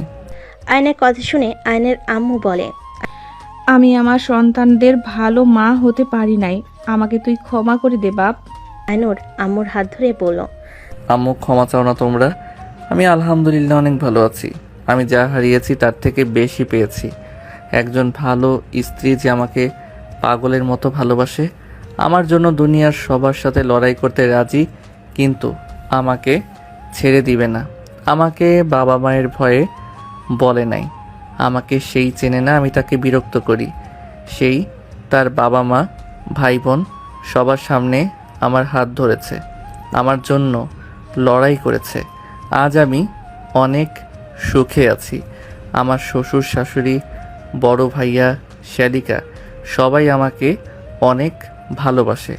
আমার শাশুড়ি আমাকে কখনোই মায়ের অভাব বুঝতে দেয় নাই। আল্লাহর কাছে সবসময় দোয়া করতাম আমার ভাইয়া যেন ভালো থাকে, সুস্থ থাকে। আম্মু, আমার দোয়া কবুল হয়েছে। ভাইয়া, আমাদের সবাইকে ক্ষমা করে দিও। তুমি চলে যেও না। আর নদীর দিকে চোখ গেলে দেখে নদী রাগ ভর্তি চোখে ওদের দিকে তাকিয়ে আছে। আর ওর আব্বু আম্মুর ছেলে ওর চাচুকে জড়িয়ে ধরল। ওর চাচুর সাথে সকল অভিমান ভাঙিয়ে নিল। সবার সাথে মিল হয়ে গেলে আর নদীর কাছে গেল। নদী কোনো কথা না বলে চলে যেতে নিলে আর নদীর হাত ধরল। নদী এক ঝটকায় হাত সরিয়ে দিয়ে বলল, একদম আমাকে ধরবে না। নদী সরি, আমি জানি তুমি রাগ করছো। তোমাকে কিছু বলি নাই দেখে। নদী কি বলতাম, যাদের জন্য আমাকে কত কষ্ট সহ্য করতে হয়েছে, বুকের ভিতরে রাগ অভিমান এত ছিল, তাদের পরিচয় দিতে মন চাই নাই। তাই বলে আমাকে একবার বলবে না যে ওনারা তোমার বাবা মা? তোমাকে আগে কতবার জানাবে না? সরি আমার। বোমা, রাগ করো না। ওর মনের অবস্থা কি ছিল আমি খুব ভালো করে বুঝতে পারি। আমাদের মতো বাবা মাকে কিভাবে ওই পরিচয় দিবে যারা ওর পাশে থাকে নাই? কি এমন হয়েছিল যে তোমাকে বাড়ি থেকে বের হয়ে যেতে হলো? আয়নের আম্মু বলতে যাবে, আয়ন সাথে সাথেই বলে, আমি তোমাকে ঠান্ডা মাথায় বলবো, দয়া করে এখন জানতে চাও না। জানলে তুমি অনেক রেগে যাবে আমার উপরে। তোমার মাথা এমনিতেই গরম আছে। নদী কিছু বলবে তার আগেই আয়নের ফোনটা বেজে উঠল। আয়ন ফোনটা বের করে দেখে তিয়ার আম্মুর কল করেছে। আয়ান, নদী কোথায়? ফোন ধরে না কেন? আয়ান, তুমি একটু দেখো তো। আব্বু, ওই আমার সাথে আছে। ফোনটা ওর কাছে দাও তো। আব্বু তার ছেড়ে আপাতত। আয়নের কথা শুনে নদী রাগী লোক নিয়ে তাকালো। আয়ন ভয়ে ঢোক গিলে বলে, ইয়ে মানে আব্বু, ওইটাই পরে কথা বলবো।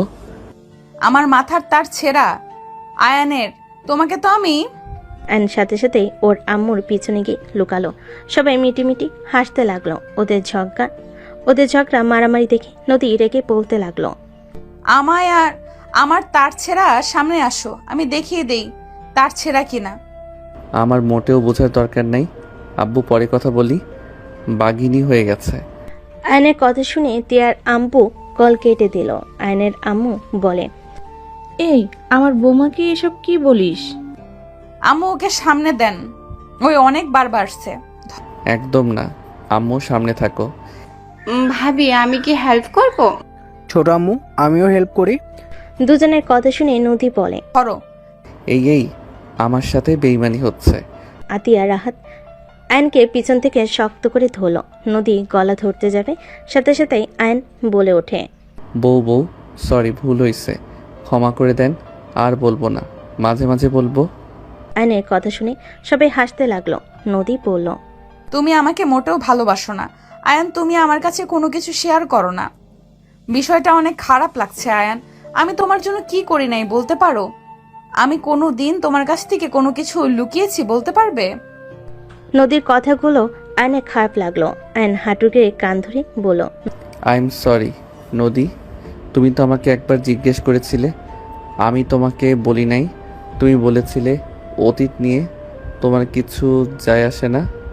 আমাকে বিয়ে করছো, আমি তোমাকে যেন ভালোবাসি, তোমার পাশে যেন সারা জীবন থাকি, কখনো যেন তোমাকে ধোকা দেই না। রাগ অভিমান যাই হোক, কখনো তোমাকে যেন ছেড়ে না যাই। আমি তোমাকে কথা দিয়েছিলাম, আর এরপরে তো তুমি আমাকে কখনো আমার অতীত নিয়ে কথা তোলো নাই। তাই কাজ, পড়াশোনা এইসব মাঝে এগুলো বলার সময় হয়ে ওঠে নাই। নদী আয়নের হাত টান দিয়ে সোজা করে দিয়ে রাগের লুক নিয়ে বলে, কতবার বলছি এভাবে কান ধরবে না? আমি কতবার বলবো? যত যাই হোক আমার সামনে বা কারোর সামনে মাথা নত হবে না। ওঠো বলছি, ফাজিল কোথাকার। নদীর কথা শুনে সবাই চোখ দিয়ে পানি ঝরতে লাগলো। আতিয়া বলে, ভাইয়া তুমি লাইফে অনেক কষ্ট পেয়েছো, বাট একটা দিক থেকে ভালো হয়েছে, তুমি লাইফে সঠিক মানুষটাই পাইছো, যে মানুষটা তোমাকে কারোর সামনে ছোট হতে দেখতে পারে না। আর ওই তোমাকে গ্রামবাসীর সামনে অপমান করছিল, জুতার মালা পরে গ্রাম ছাড়া করছিল, ওই যে তোমার লাইফে আসে নাই, এটাই হাজার শুকরিয়া। আতিয়ার কথা শুনে আয়ন উঠে না বলার ইশারা করতে লাগলো। নদী অবাক হয়ে আতিয়ার দিকে ঘুরে বলে, জুতার মালা মানে? আতিয়া এসব কি বলছো? নদী, তোমাকে আমি সব বলছি, বাট তুমি জানতে চাই না। মেয়েটাকে প্রমিস করো। মেয়ের ব্যাপার। ওয়েট, রাগ করো না, সম্পূর্ণ কথা শুনবে, তারপর যা বলার বলো। কিন্তু মেয়েটাকে ওইটা জানতে চাইবা না? ওকে বলো, শুনি। আমি এই গ্রামের একটা মেয়েকে ভালোবাসতাম। আমরা একে অপরের আগে অনেক ভালো বন্ধু ছিলাম। ছোটবেলা থেকে একসাথে বড় হয়েছি। আটটার ওঠার পর বুঝতে পারি আমরা একে অপরকে ভালোবাসি। এসএসসি পরীক্ষার লাস্টের দিনে আমি আর ওই প্রতিদিনের মতো গাছের নিচে বসেছিলাম, বাদাম খাচ্ছিলাম আর ওকে রাগাচ্ছিলাম। ওই রাগে কান্না করতে লাগলে আমি ওকে জাস্ট কান্না থামানোর চেষ্টা করছিলাম। হঠাৎ করে গ্রামের কিছু মানুষ আমাদের দেখে ফেলে, আমাদের অন্য কিছু ভেবে সবার সামনে মেরে ধরে নিয়ে যায়। অ্যান্ড কথাগুলো বলে কিছুক্ষণ থামলো। নদী বলে ওঠে, তারপর কি হলো? তুমি কিন্তু উল্টাপাল্টা কিছু বুঝবে না, আগে বলে দিলাম। তখন কিন্তু এত চালাক ছিলাম না আমরা, মানে বুঝতে পারছো? হ্যাঁ বুঝলাম, বাকিটা শুনি। তারপর কি করব না করব পরে দেখা যাবে। তারপর কি, আব্বু তখন এখানে সবার বিচার করত। এখানে যার যে সমস্যা আব্বু সমাধান করত। তো আমাদের দুইজনকে নিয়ে পুরো গ্রাম এক জায়গায় করে ফেলে। আমরা বোঝানোর চেষ্টা করলে কেউ আমাদের কথা শুনে না। ওই লোকগুলো বলে আমি ওর সাথে খারাপ কিছু করার চেষ্টা করছি। আব্বু তো শুনে রেগে আমাকে মারধর করতে থাকে। আর ওর আব্বুর আবার আমার আব্বুর বন্ধু ছিল, উনি রেগে অনেক কিছু বলে, আমাকে মারেও। আমি সবাইকে বলতে থাকি আমরা একে অপরকে ভালোবাসি, আর আমরা কিছু করি নাই। আমার কথা কেউ বিশ্বাস করে না। ওকে জিজ্ঞেস করলে ওই সবাইকে বলে। আয়নের কথাই সাথে সাথে চোখের পানিগুলো গড়িয়ে পড়ে অ্যান চোখের পানি হাত দিয়ে মুছে ফেল। আয়নের গলা আটকে আসতে লাগলো। আয়নের দিকে তাকিয়ে নদী বলে, তারপর কি হলো? ওই মেয়েটা কি বলছিল? তোমাকে ভালোবাসে? না, সেই সোজা বলে দিয়েছে আমার সাথে কোনো সম্পর্ক নাই। আমি নাকি ওকে জোর করে খারাপ কাজ করতে চেয়েছিলাম। এইটা শুনে সবাই বিশ্বাস হয়ে গেল। আব্বু আম্মু, আমার ফ্যামিলি সবাই আমাকে ঘৃণা করতে শুরু করলো। শুধু আতিয়া ছাড়া আমার বিরুদ্ধে সবাই চলে যায়। আমাকে 50টা বেতের বাড়ি দেয়। আব্বুর সাথে আমাকে ত্যায্য পুত্র করে দেয়। গ্রামবাসী সবাই আমার মুখে খালি আর জুতার মালা দিয়ে গ্রাম থেকে বের করে দেয়। আমার কোনো কিছুতে কষ্ট হচ্ছিল না, শুধু কষ্ট একটাই, আমার আম্মু আমাকে বিশ্বাস করে নাই। সেই নীরবে কান্না করে গেছে, কোনো প্রতিবাদ সে করে নাই। সেইও আমাকে বিশ্বাস করে নাই। কি? ওই মেয়েটার সাথে এত বছর সম্পর্ক আর সোজা ভালোবাসা অস্বীকার করলো? আমাকে একটু নামটা বলো তো দেখি মেয়েটাকে। বাদ দাও, একদিকে লাভ হয়েছে। কোন দিকে? ফেক ভালোবাসা বিদায় নিয়েছে, রিয়েল লাইফ পার্টনার পেয়েছি। ঢং করো না। অন্য একটা মেয়ের জন্য চোখের পানি ফেলছো। আমার কি কিছু বলা উচিত বলে মনে হয় না তোমার? অ্যান তাড়াতাড়ি করে চোখ মুছে বলল, দূর দূর, কই এসব রাখো। চাচ্চু, ওই জমিটা সত্যি কি আমার নামে লিখে দিয়েছো? হ্যাঁ, সব ভাগাভাগি করা হয়েছে, সবাইকে সমান ভাগ দেওয়া হয়েছে। ও আচ্ছা, তাহলে কি তুমি কাজ শুরু করে দিতে বলো, আর আব্বুকে কল দিয়ে কথা বলে নাও। তুমি কত করে নিবে? চাচ্ছু তো তোমার অনুমতি ছাড়া বিক্রি করবে না। তুই কথা শুনে আইন ভুরু কুচকে তাকালো। মেজো চাচ্ছু বলে, দুঃখিত বৌমা, আমি রাগের মাথায় তোমার সাথে খারাপ ব্যবহার করছি। আসলে রাফি কাউকে না জানিয়ে মাতব্বরি করেছে, বিষয়টা জেনে অনেক রাগ হয়েছিল। চাচ্ছু, আমি আপনার কথায় কিছু মনে করি নাই। আয়ান, বলো না কেন? আসলে মনে হচ্ছে তুমি অনেক দিন ধরে আমার হাতে মার খাও না। এইসব কি বলিস? আমাদের ফ্যামিলি থেকে বউদের গায়ে হাত তুলছে। ছি আয়ান, সিনিয়র গায়ে হাত দিতে চাও? ছি, বেয়াদব কোথাকার, কোনো শিক্ষা নাই। নদী কথাগুলো বলে মিটিমিটি হাসতে লাগলো। আয়নর আম্মুর দিকে তাকিয়ে বলল, আরে কি করব, ওই ফ্যাক্টরিটা আমাদের দুইজনের জন্য করা হচ্ছে। আমরা যদি দুইজন ঠিকভাবে চালাতে পারি তাহলে উনি আমাদের দিয়ে দিবে। আমাদের পরীক্ষা নেওয়া হবে। বাট এই ঘাটতেরা বউ তো খালি নিজের জিদের উপরে চলে। কি? আমি ঘাটতারা? আতিয়া, তোমার সামনে তোমার ভাবিকে অপমান করা হচ্ছে, তুমি চুপচাপ দেখছো? ছি নদী। নদীর কথা শুনে সবাই ফিক করে হেসে দেয়।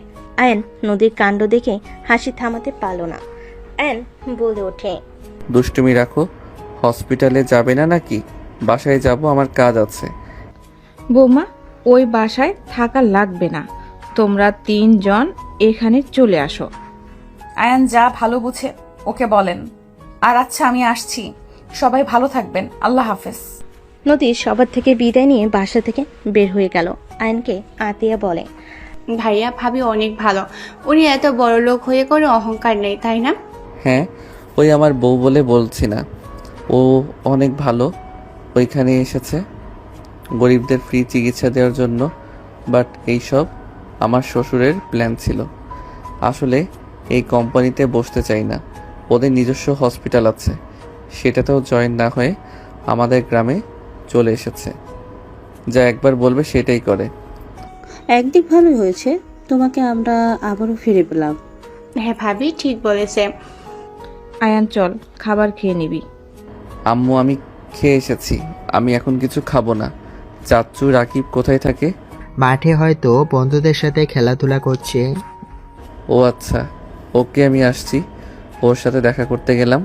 চাচ্চু, আমিও যাব। আসো। আয়ন রাতকে নিয়ে বের হয়ে গেল। দুজন বাইকে উঠে সোজা কলেজ মাঠে চলে গেল। আয়ন রাত বাইক থেকে নামলো। দুজনকে নামতে দেখে সবাই অবাক হয়ে গেল, তাকিয়ে থাকলো। আয়ন হেলমেট খুলে তাকাতেই রাকিব ভুরু কুচকে তাকিয়ে থাকলো। রাহাতকে বলো, রাহাত, ওইটা কে? ভালো করে দেখো চাচ্চু। আয়ন কাছে আসলে রাকিব অবাক হয়ে গেল। রাকিব দৌড়ে আয়নের কাছে এসে জড়িয়ে ধরলো। আয়ন তাল সামলাতে না পেরে ঘাসের উপরে দুজন পড়ে গেল। আয়ন কিছু বলার কি রাকিব বলতে লাগলো, আয়ান তুই? ভাই আমার বিশ্বাস হচ্ছে না, আমি কি স্বপ্ন দেখছি? তোমাকে তো চেনাই যাচ্ছে না, এতদিন পর ফিরলি। এতদিন কোথায় ছিলি তুই?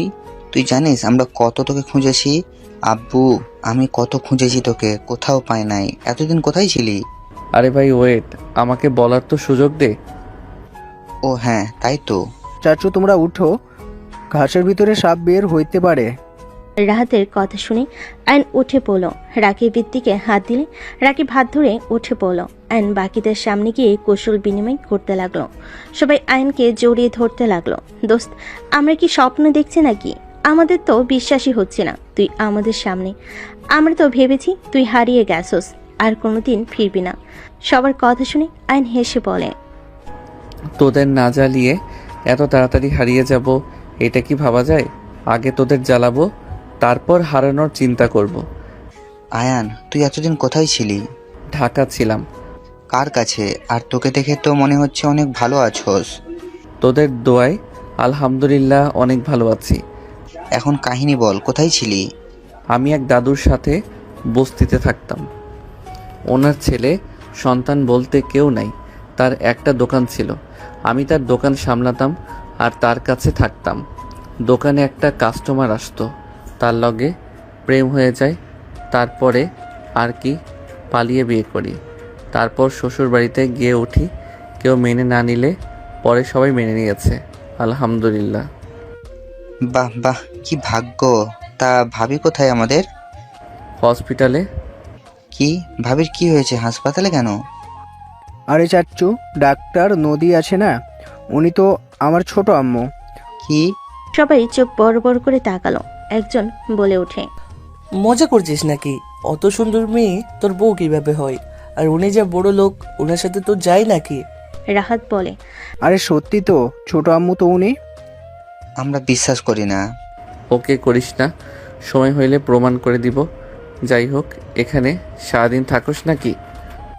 কি আর করবো, কাজ কাম নাই, তাই এখানে বসে থেকে আড্ডা দেই। তুই বসে আয়, টাস খেলবি নাকি? খেলবো। রাহাত আবু 500 টাকা নিয়ে চকলেট চিপস কিনে খাওগা, বাসায় চলে যাও। আরে নাও। আয়ন জোর করে দিল। রাহাত খুশি হয়ে ধন্যবাদ দিয়ে চলে গেল। আয়ন ওদের সাথে বসে খেলতে লাগলো। রাইসা কলেজের পাশ দিয়ে যাচ্ছিল।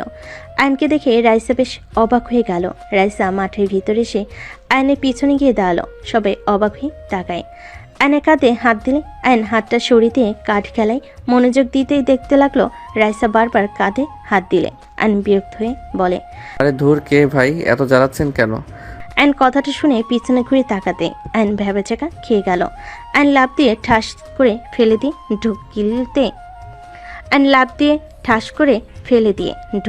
গিলে তোতলাতে বলে, আপনি এখানে কি করছেন? জি আমি। এসব কি? মানে ভুল বুঝতেছেন। ওঠো, এখন ওঠো তাড়াতাড়ি। উঠবে নাকি নদীকে কল দিব? এই না উঠতেছি। আয়ন উঠে পড়লো। রাকিব বলে ওঠে, ওই মেয়ে মানুষের কথা শুনে উঠে পড়ছিস কেন? খেলার মাঝখান থেকে যেতে পারবি না, বস বলছি। আর ডাক্তার সাহেব, আপনি এখানে কি করেন? আমাদের খেলা নষ্ট করে দিচ্ছেন কেন? নষ্ট করছি, বেশ করছি। এত বড় বড় ছেলে হয়ে এখানে বসে এইসব করতে লজ্জা করছে না? সারাদিন তো দেখি এখানে বসে থেকে এইসব খেলো। তোমাদের বাবা মা কিছু বলেন না নাকি? ডাক্তার সাহেবা শুনেন, জ্ঞান দিবেন না। আপনি এখান থেকে যান। আমাদের রোগী দেখেন গিয়ে, আমাদের দেখতে বলে নাই। রাকিবের কথা শুনে রাইসা রেগে গেল। আয়নের দিকে তাকিয়ে বলল, ছি, তুমি এসব বেয়াদব ছেলেদের সাথে বসে খাচ্ছ। বাসায় চলো। তোমার 12টা যদি আমি না বাঁচাই, আমার নামও রাইসা না। এই যে, কাকে বেয়াদব বলেন? এখন চলো বাসায়। আপনি যান, আমি পরে আসছি। এখন আসতে বলেছি, আমার সাথে চলো বলছি। পরে যাই প্লিজ, রাগ করেন না। ওই আয়ানের বাচ্চা, তুই ওনার সামনে এত মিনমিন করে কথা বলস কেন? ধ্যাত, তুই চুপ কর তো। উনি আমার বউয়ের বান্ধবী। আমার বউ জানলে আমার 12টা বাজাবে। কি? তোর বউ? সত্যি ডক্টর নদী নাকি? জি ভাই। আরে তাহলে তো উনি আমাদের বেআইন হয়। আসসালামু আলাইকুম বেআইন সাহেব। এত রাগ করেন কেন? আমরা তো জুয়া খেলছি না, জাস্ট এমনি কার্ড খেলছি। আয়ান চলো তো। রাইসা আয়নের হাত ধরে টেনে নিয়ে যেতে লাগলো। আয়ন বাইকে উঠে পড়লো। রাইসা আয়নের বাইকে উঠে পড়ল। দুজন চলে গেল। একজন বলে ওঠে, ভাই ভাগ্য ভালো, আগে জানলাম নদী ম্যামের জামাই আয়ান। যদি ওর সামনে উল্টাপাল্টা বলতাম তাহলে কি যে হইতো।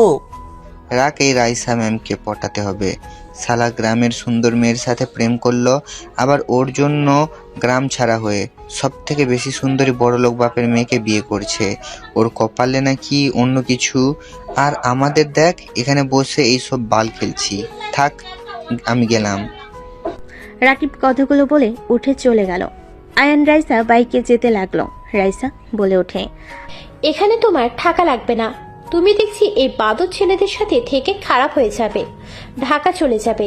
আমার বান্ধবী যদি জানে তোমার কি হাল করবে, তোমার নিশ্চয়ই জানা আছে। আরে আপু, ওরা আমার ফ্রেন্ড। আর আপু, আমি ওই গ্রামের ছেলে। আপনি যে বাসায় থাকেন ওই বাসার মালিক আমার আব্বু। আয়নের কথা শুনে রাইসা হা হয়ে গেল। রাইসা বলে ওঠে, কি উল্টোপাল্টা কথা বলছো? উনি তোমার আব্বু মানে? হ্যাঁ, উনি আমার আব্বু। রাকিব আমার কাজিন মেজো চাচুর ছেলে। এসব নদী জানে? হ্যাঁ, ওই জেনেছে। ওকে সব কিছু বলেছি। তাহলে তো তুমি এখানে সবকিছু চেনো জানো। বাট তুমি তো আগে বলেছো তোমার এই দুনিয়াতে কেউ নেই, যার কাছে থাকতে সেই তো মারা গেছে। হঠাৎ করে তোমার আবার ফ্যামিলি আসলো কই থেকে? সেই অনেক কথা আপাতত বলতে পারবো না। খুব ভালো, তাহলে তুমি সেই রেফিস্ট। রাইসার কথা শুনে আয়ন বাইক থামিয়ে দিল। রাইসার দিকে তাকাতেই রাইসা নেমে পড়ল। বাসের ভিতরে চলে গেল। আয়ন কিছু না বলে গেট দিয়ে ভিতরে চলে গেল। রাইসা সোজা সিঁড়ি পেয়ে দরজা খুলে নিজের রুমে চলে গেল। আয়ন ওর রুমে চলে গেল। ফ্রেশ হয়ে ঘুমিয়ে দিল। সন্ধ্যায় ঘুম ভাঙল। বসার রুম থেকে হাসাহাসি করার শব্দ আসলো। আয়ন উঠে ফ্রেশ হয়ে বের হয়ে দেখে আতিয়া, রূপা, আয়নের কাজিনরা এসেছে। আয়নকে দেখে বলল, ভাইয়া ঘুম হয়েছে? কখন এসেছিস বোন? 20 মিনিট হয়ে গেছে। রাহাত আসে নাই? না, ওই কোচিংয়ে গেছে। ও আচ্ছা। আয়ন নদীর পাশে বসতে বসতে বলল, আয়ান, তোমাকে ঢাকা যেতে হবে। কেন? আব্বু দেশের বাইরে যাবে। ও আচ্ছা, কখন যাওয়া লাগবে? রাতে গেলে বের হয়ে যাও। ঠিক আছে। আয়ন বসে থেকে সবার সাথে আড্ডা দিতে লাগলো। রাতে আয়ন, রাইসা, নদী একসাথে আয়নদের বাসে চলে গেল। তিনজন সবার সাথে বসে খাবার খেয়ে আড্ডা দিতে লাগলো। আয়ন টাইম দেখে বলল, আচ্ছা নদী আপু, তোমরা তাহলে এখানে থেকে যাও, আমি তাহলে বের হচ্ছি। আয়ন কোথায় যাবি? ঢাকা যেতে হবে। আব্বু দেশের বাইরে যাবে।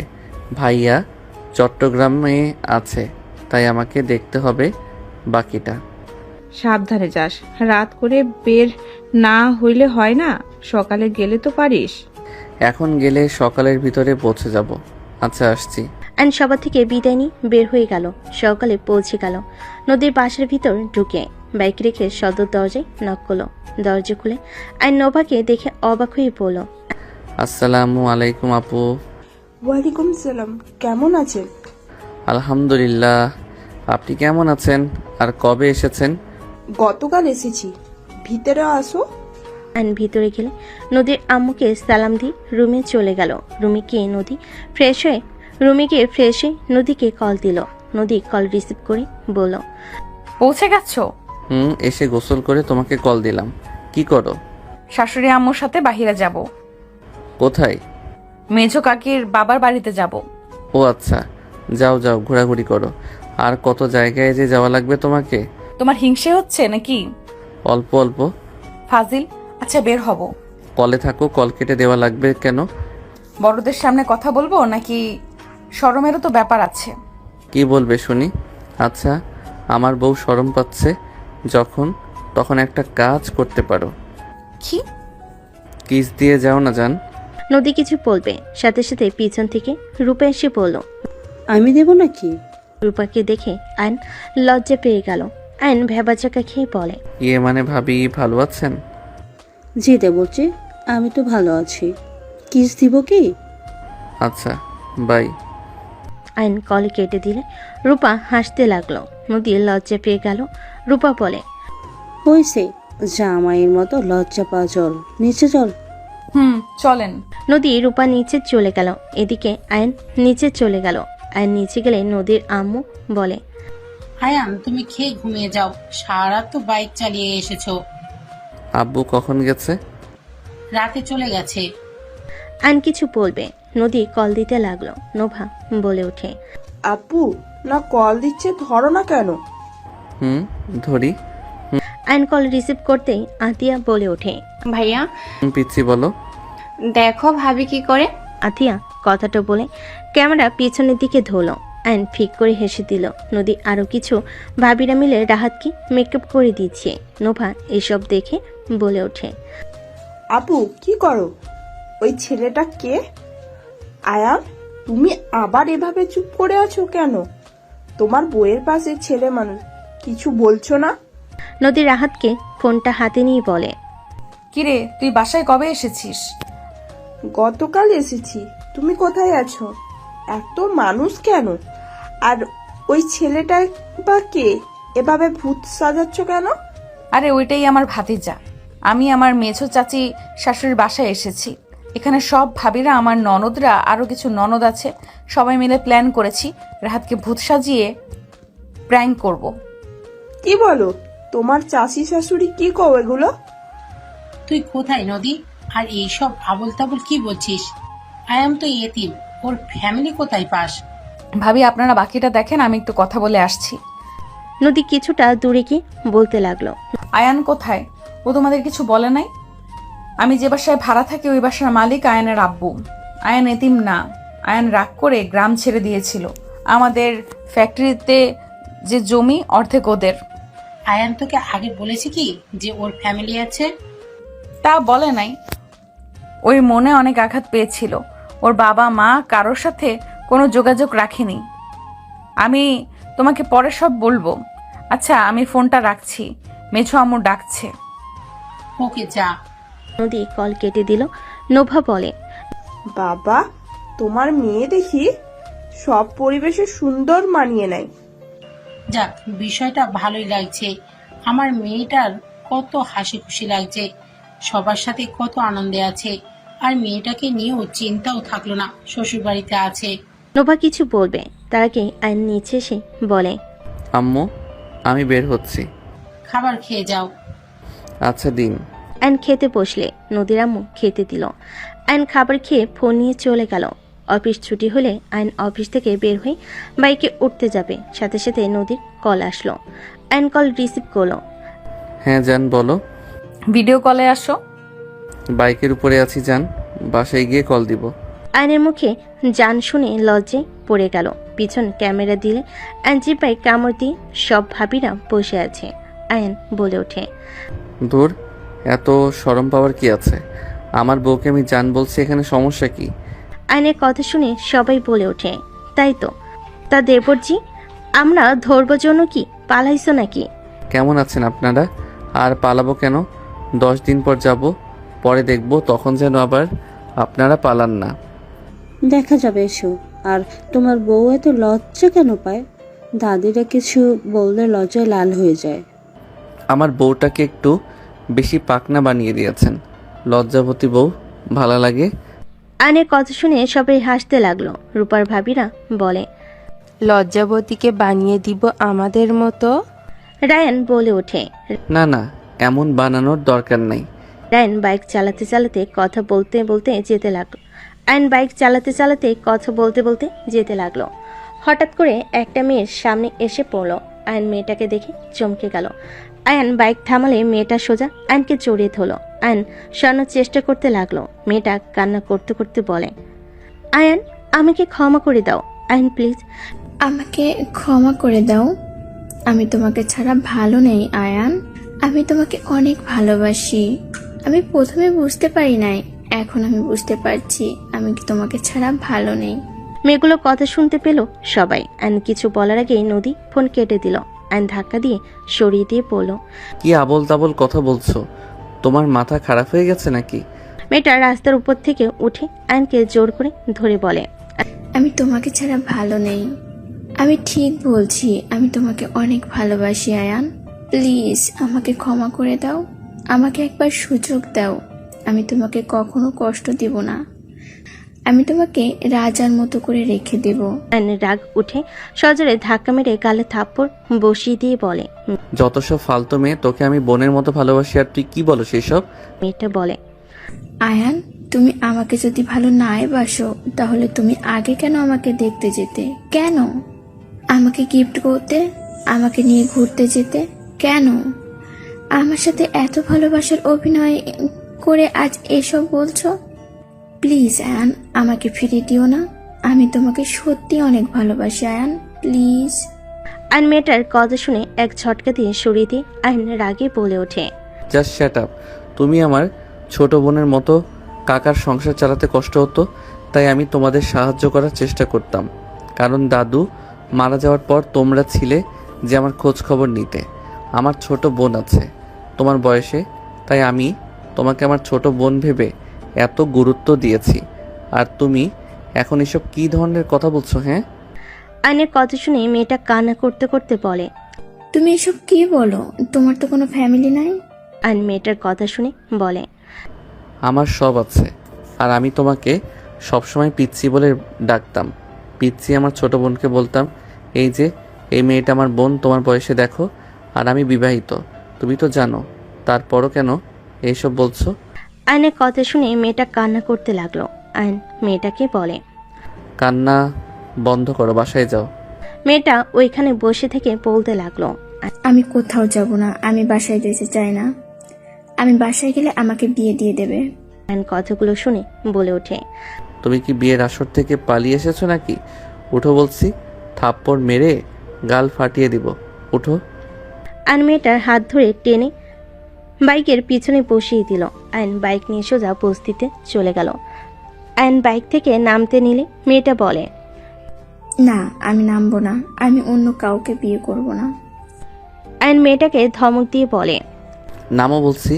কি শুরু করছো? হ্যাঁ, নামতে বলছি, নামো। আয়নের ধমক শুনে মেয়েটা নেমে পড়ল। আয়ন বলে ওঠে, কান্না থামাও বলছি। চোখের পানি মুছে দিয়ে হাত ধরে নিয়ে যেতে লাগলো। আয়ন মেয়েটার বাড়ির ভিতর নিয়ে গেলে মেয়েটার মা ছুটে এসে বলে, আয়ান বাবা, তুলি আর তুই কোথায় গেছিলি? মেকআপ করতে পাঠিয়েছিল, সেখান থেকে কোথায় গেছিলি? মেয়েটা নিচের দিকে তাকিয়ে আছে। আয়ন বলে, আমার সাথে দেখা হয়েছিল, আমার সাথে কথা বলছিল, তাই লেট হয়ে গেছে। আয়নের কথা শুনে মেয়েটার আম্মু বলে, যাক, ভালো করেছে, তোমাকে জানাবো। তোমার আগের সিমটাও তো হারিয়ে ফেলছো, যোগাযোগ করতে পারি নাই। চলো। মেয়েটাকে ওর কাজিনরা নিয়ে গেল। আয়নকে ওই মেয়েটার আম্মু নিয়ে যেতে লাগলো। আয়ন সবার সাথে কুশল বিনিময় করলো। বিয়ে এখানে থাকতে থাকতে রাত 12টায় আয়ন বাসে চলে গেল। বাসে গেলে সদর দরজা নক করলে কাজের লোক দরজা খুলে দিল। নদীর আম্মুকে দেখে আয়ন বলে, আম্মু, আপনি ঘুমান নাই? তুমি কোথায় ছিলে? বস্তিতে গেছিলাম, এক ছোট বোনের বিয়ে, ওইখানে গেছিলাম। ও আচ্ছা, খাবার দেই, খেয়ে নাও। আম্মু, আমি খেয়ে এসেছি, আপনি ঘুমান যান। আর এইভাবে রাত জাগবেন না তো, বিষয়টা আমার কাছে খারাপ লাগে। সন্তান বাইরে থাকলে কি মায়ের ভালো লাগে না? আচ্ছা, তুমি যাও, ফ্রেশ হয়ে ঘুমিয়ে যাও, আমি যাচ্ছি। নদীর আম্মু চলে গেল। আয়ন নিজের রুমে চলে গেল। আয়ন রুমে গিয়ে ব্যাগ রেখে ফোনটা পকেট থেকে বের করে খাটের উপর রেখে ওয়াশরুমে চলে গেল। গোসল করে তোয়ালে পরে বের হয়ে আসলো। আয়ন ফোনটা হাতে নিয়ে কল দিতে গিয়েও দিল না। আলমারি থেকে পোশাক বের করে পরে নিল। রাতে শুয়ে পড়ল। সকালে ঘুম ভাঙতেই নামাজ পড়ে নিল। নামাজ পড়ে আয়ন নদীকে কল দিতে লাগলো। নদী ঘুম ভাঙলে আয়নের কল দেখে নদী কল কেটে দিল। আয়ন বারবার কল দিতে লাগলো। নদী কল রিসিভ করলো না।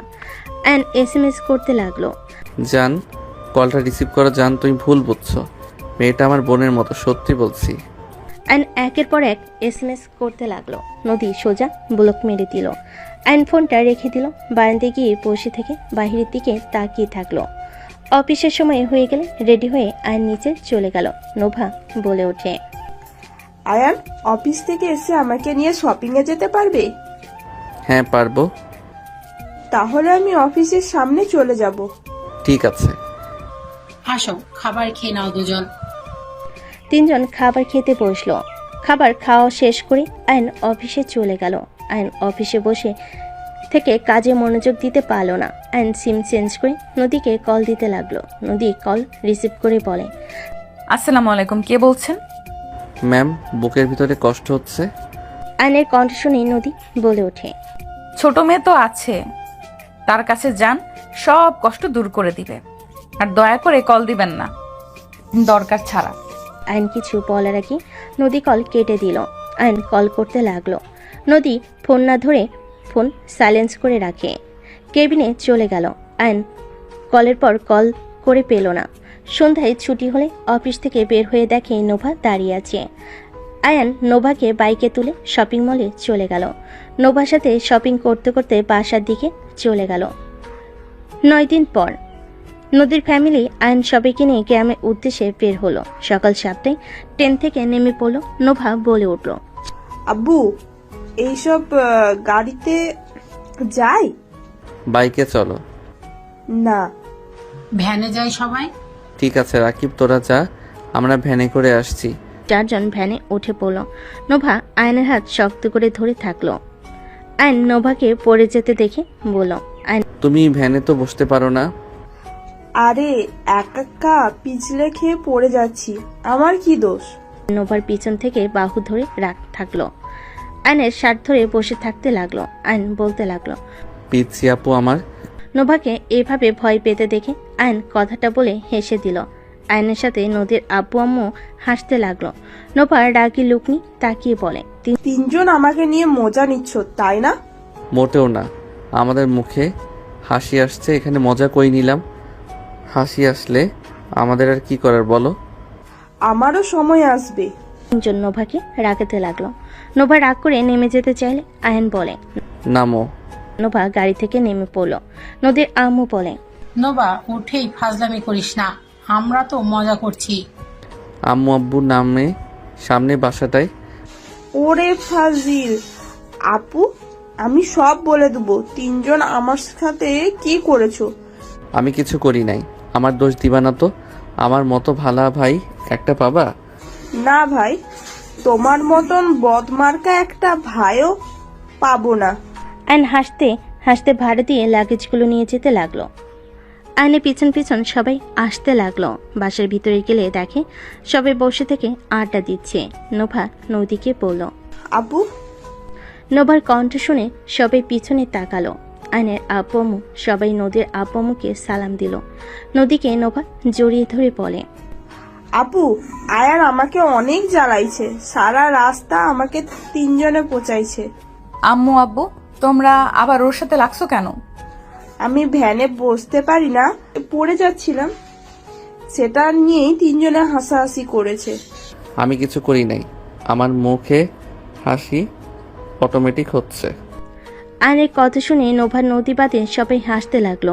আতিয়া বলে ওঠে, আপু আমি আপনাকে ভ্যানে বসে শিখিয়ে দিব, তখন আর কেউ মজা নিতে পারবে না। তুমি তো আতিয়া? হ্যাঁ। 3 জন সবার সাথে কৌশল বিনিময় করলো। নদীর আব্বু আম্মুকে আয়নের আব্বু আম্মু চাচিরা নিয়ে যেতে লাগলো, আর নোভাকে আতিয়ারা নিয়ে যেতে লাগলো। আয়ন রাহাতকে জড়িয়ে ধরে বলে, আলহামদুলিল্লাহ ভালো চাচ্ছু। আয়ন রাহাতের সাথে কথা বলতে লাগলো। রাকিব ওর বন্ধুরা লাগেজগুলো রুমে নিয়ে আসতে গেল। নদী রুমে চলে গেল। আয়ন রুমে চলে গেল। রুমে যেতেই আয়ন নদীকে বলল, জান প্লিজ আমার সাথে কথা বলো। আয়ন নদীকে পিছন থেকে জড়িয়ে ধরে আয়নকে ধাক্কা দিয়ে সরিয়ে দিয়ে বলে, একদম আমাকে জড়িয়ে ধরবে না, তোমার কোচি গার্লফ্রেন্ডের কাছে যাও। তুমি আমাকে ঠকিয়েছো, তুমি আমাকে কিভাবে ঠকাতে পারলে আয়ান? জান আমি তোমাকে ঠকাই নাই, তুলি আমার লাইফের ফার্স্ট ভালোবাসা ছিল, তারপর তুমি, আর আমার লাইফে কেউ নাই, আল্লাহর কসম করে বলছি। নদী আয়নের কথা শুনে রেগে থাপ্পড় মেরে পড়ে, আমি নিজের চোখে কানে শুনেছি, আর তুই আল্লাহর কসম দিয়ে মিথ্যা বলস? জান আমাকে থাপ্পড় মারতে পারলে? হ্যাঁ পারলাম। আমি যদি না দেখতাম না শুনতাম কখনোই এইসব প্রকাশ্যে আসতো না, তাহলে আমার ধারণা ঠিক ছিল। আমি না থাকায় তুই তোর ছোট গার্লফ্রেন্ড নিয়েছিলি। আমি তোর সিনিয়র, আমাকে তো তোর ভালো লাগবে না। আমার ভুল হয়েছে, আমি সিনিয়র হয়ে কোন হিসেবে জুনিয়র ছেলে বিয়ে করলাম। আমার লজ্জা কম যে তোকে ভালোবেসেছিলাম, সবার বিরুদ্ধে গিয়ে তোকে বিয়ে করেছিলাম। আয়নের রাগ হতে লাগলো। আয়ন ধমক দিয়ে বলে, জাস্ট শ্যাট আপ নদী, বেশি বলে ফেলছো। ওই মেয়েটাকে আমি বোনের নজরে দেখি, চুপ, আমার উপরে গরম দেখাস। ওই মেয়ে রাস্তার মাঝে তোকে জড়িয়ে ধরে বলেছিল ওই তোকে ভালোবাসে, তোর ভালোবাসা বুঝতে পারে নাই। এত তো বোঝা যায় তুই ওর পিছনে লেগে থাকতি, ওই পাত্তা দিত না, এখন আবার ফিরে এসেছে। উফ, চুপ করবে খালি। এই দেখো। আয়ন ফোন বের করতে দেখে ফোন বন্ধ হয়ে গেছে। আয়ন নদীকে বলল, জান প্লিজ বিশ্বাস করো, আমি ওকে বোনের নজরে দেখতাম। ওই আতিয়ার বয়সে আমি কিভাবে ওর সাথে রিলেশন করতে পারি বলো? আমি আতিয়াকে ভেবে ওকে ভালোবাসতাম, এছাড়া কিছু না। ওই আমাকে ভুল বুঝেছে, ওই ভেবেছে আমি ওকে পছন্দ করি। ওই পার্লার থেকে পালিয়ে এসেছিল, পরে আমি ওকে নিয়ে যাই, ওর বিয়ে দিয়ে তারপর আমি বাসায় আসছি। ভালো হয়েছে, সরো, আমার রাগ হচ্ছে। নদীর রুম থেকে বের হয়ে গেল। আয়ন কিছু না বলে গোসল করতে চলে গেল। গোসল করে রুম থেকে বের হয়ে গেল। নিচে যেতেই আয়ন শুনতে পেল, নোভা তো খালামণি হতে চলছে, তোমরা অনুভূতি কিরকম? আমি তো অনেক অনেক খুশি হয়েছি। আমার অনেক দিনের স্বপ্ন, আমার ভাগনা ভাগ্নি, তাদের নিয়ে ঘোরাঘুরি করব, খেলা করব। লাভ ইউ আপু। নোভা নদীকে জড়িয়ে ধরে গালে কিস করলো। নদী হাসি মুখে বলল, ভেবে চিন্তা করিস, তোকে কিন্তু বাবু পটি পরিষ্কার করা লাগবে। আমি আমি হ্যাঁ হ্যাঁ করতে পারবো। আমাকে তোমার কি মনে হয়? হ্যাঁ, দেখা যাবে। সবাই মজা করতে লাগলো। রাহাত আয়নকে দেখে বলল, ওই তো চাচ্চু এসেছে। সবাই আয়নের দিকে তাকালে রূপা বলে ওঠে, বাবুর আব্বু চলে এসেছে। দেবজি, আমাদের ট্রিট দিয়ে ফেলো, বাবুর আব্বু হতে যাচ্ছ। কি রে আয়ন, খুশি হোস নাই নাকি? কেমন চুপচাপ, কিছু হয়েছে নাকি? বুঝতে পারছি না কি বলবো। নদী, তুমি আমাকে একবার জানালেও না। আমার মনে নাই তাই বলি নাই। আবার দুজনের ভিতরে কি হলো? তোমরা দুজন কবে ঠিক হবে? অল্পতেই এত ঝামেলা লাগে কেন? আম্মু, আপনাকে বলেছিলাম না বস্তিতে এক বোনের বিয়েতে গেছিলাম, তাকে নিয়ে সন্দেহ করতে ব্যস্ত উনি আমাকে সব জায়গা থেকে ব্লক করে রেখেছে। আবার এত বড় সুখবরটাও বলে নাই। উফ, আমার মেয়েকে নিয়ে যে আমি কি করব সত্যি বুঝতে পারছি না। আরে এই মেয়েটাকে নিয়ে সন্দেহ করার কি আছে? সবার সামনে যেন কথা তুলছেন, তাহলে আমিও বলি। ভাবি, আপনি সেদিন দেখলেন না একটা মেয়ে ওনাকে জড়িয়ে ধরে ভালোবাসার কথা বলছিল? হ্যাঁ, তাহলে বলেন আমি সবার সামনে মিথ্যা কথা বলে এসেছি? তুমি না বললে ওর ফ্রেন্ড হয়, মজা করছে। এমনিতে তো ওনার নাম সুনাম দিয়ে ভরা, আবার যদি বলতাম চিনি না, তাহলে ওনার নাম আরো উপরের লেভেলে চলে যেত। তাহলে আয়ান তুমি? ভাবি, রাহাত আমার ফোনটা মনে হয় চার্জ হয়েছে, নিয়ে আসো তো। রাত দৌড়ে চলে গেল। অ্যান্ড সবাইকে বলল, প্লিজ দয়া করে কেউ কিছু বলবেন না। ঢং, আমাদের কিছু বলতে বয়েই গেছে। হ ঢং, তুই খুশি এইবার? অ্যান্ড কথাটা বলা শেষ করতেই রাহাত চলে আসলো। রাহাত বলে ওঠে, চাচ্চু আপনার ফোন। অ্যান্ড ফোনটা হাতে নিয়ে মেয়েটার বিয়ের ভিতরের ওঠা সব ছবি দেখাতে লাগলো। নদী সব ছবি দেখাতে লাগলো। নদীর আম্মু নোভা রাগি লুক নিয়ে তাকালে নদী বলে, তবে তাকিয়ে আছো কেন? আজ থেকে তোরা দুজন নিজেদের কথা বলি। কোনো কিছু না জেনে না শুনে কেউ কাউকে উপরে ভুল বুঝবে না। কয়েকদিন পর আমার নাতি নাতনি দুনিয়ায় আসতে চলেছে। এভাবে ঝামেলা করলে ওদের উপরে প্রভাব পড়বে, আমি সেটা একদমই চাই না। তাড়াতাড়ি করো একে অপরকে। নোভার রাইসা আয়নের হাত ধরে টান দিয়ে নদীর পাশে বসিয়ে দিয়ে বলল, করো প্রমিস দুইজন। আমার সমস্যা নাই, আপনার বান্ধবীকে বলেন। আয়ন নদীর হাত এক করে ধরলে নদীকে প্রমিস করে বলে, বেশি করব না, যদি উল্টাপাল্টা কিছু দেখি তাহলে খবর আছে। আর সন্দেহ করা বউদের অধিকার। নদীর কথা শুনে সবাই ভ্যাবাচাকা খেয়ে ওর দিকে তাকিয়ে থাকলে নদী দাঁতে দাঁত চেপে হাসি দিল। আয়ন বলে, এই বউ জীবনেও ঠিক হবে না। ঠিক হওয়ার প্রশ্নই ওঠে না, বাট একটা কথা বলতে পারি, যত যাই হয়ে যাক তোমাকে আমি ছাড়বো না। উল্টো কিছু করবে তোমাকে খুন করব, সাথে নিজেও মরবো। কি সাংঘাতিক বউ রে বাবা। ওদের কথা শুনে সবাই হেসে দিল।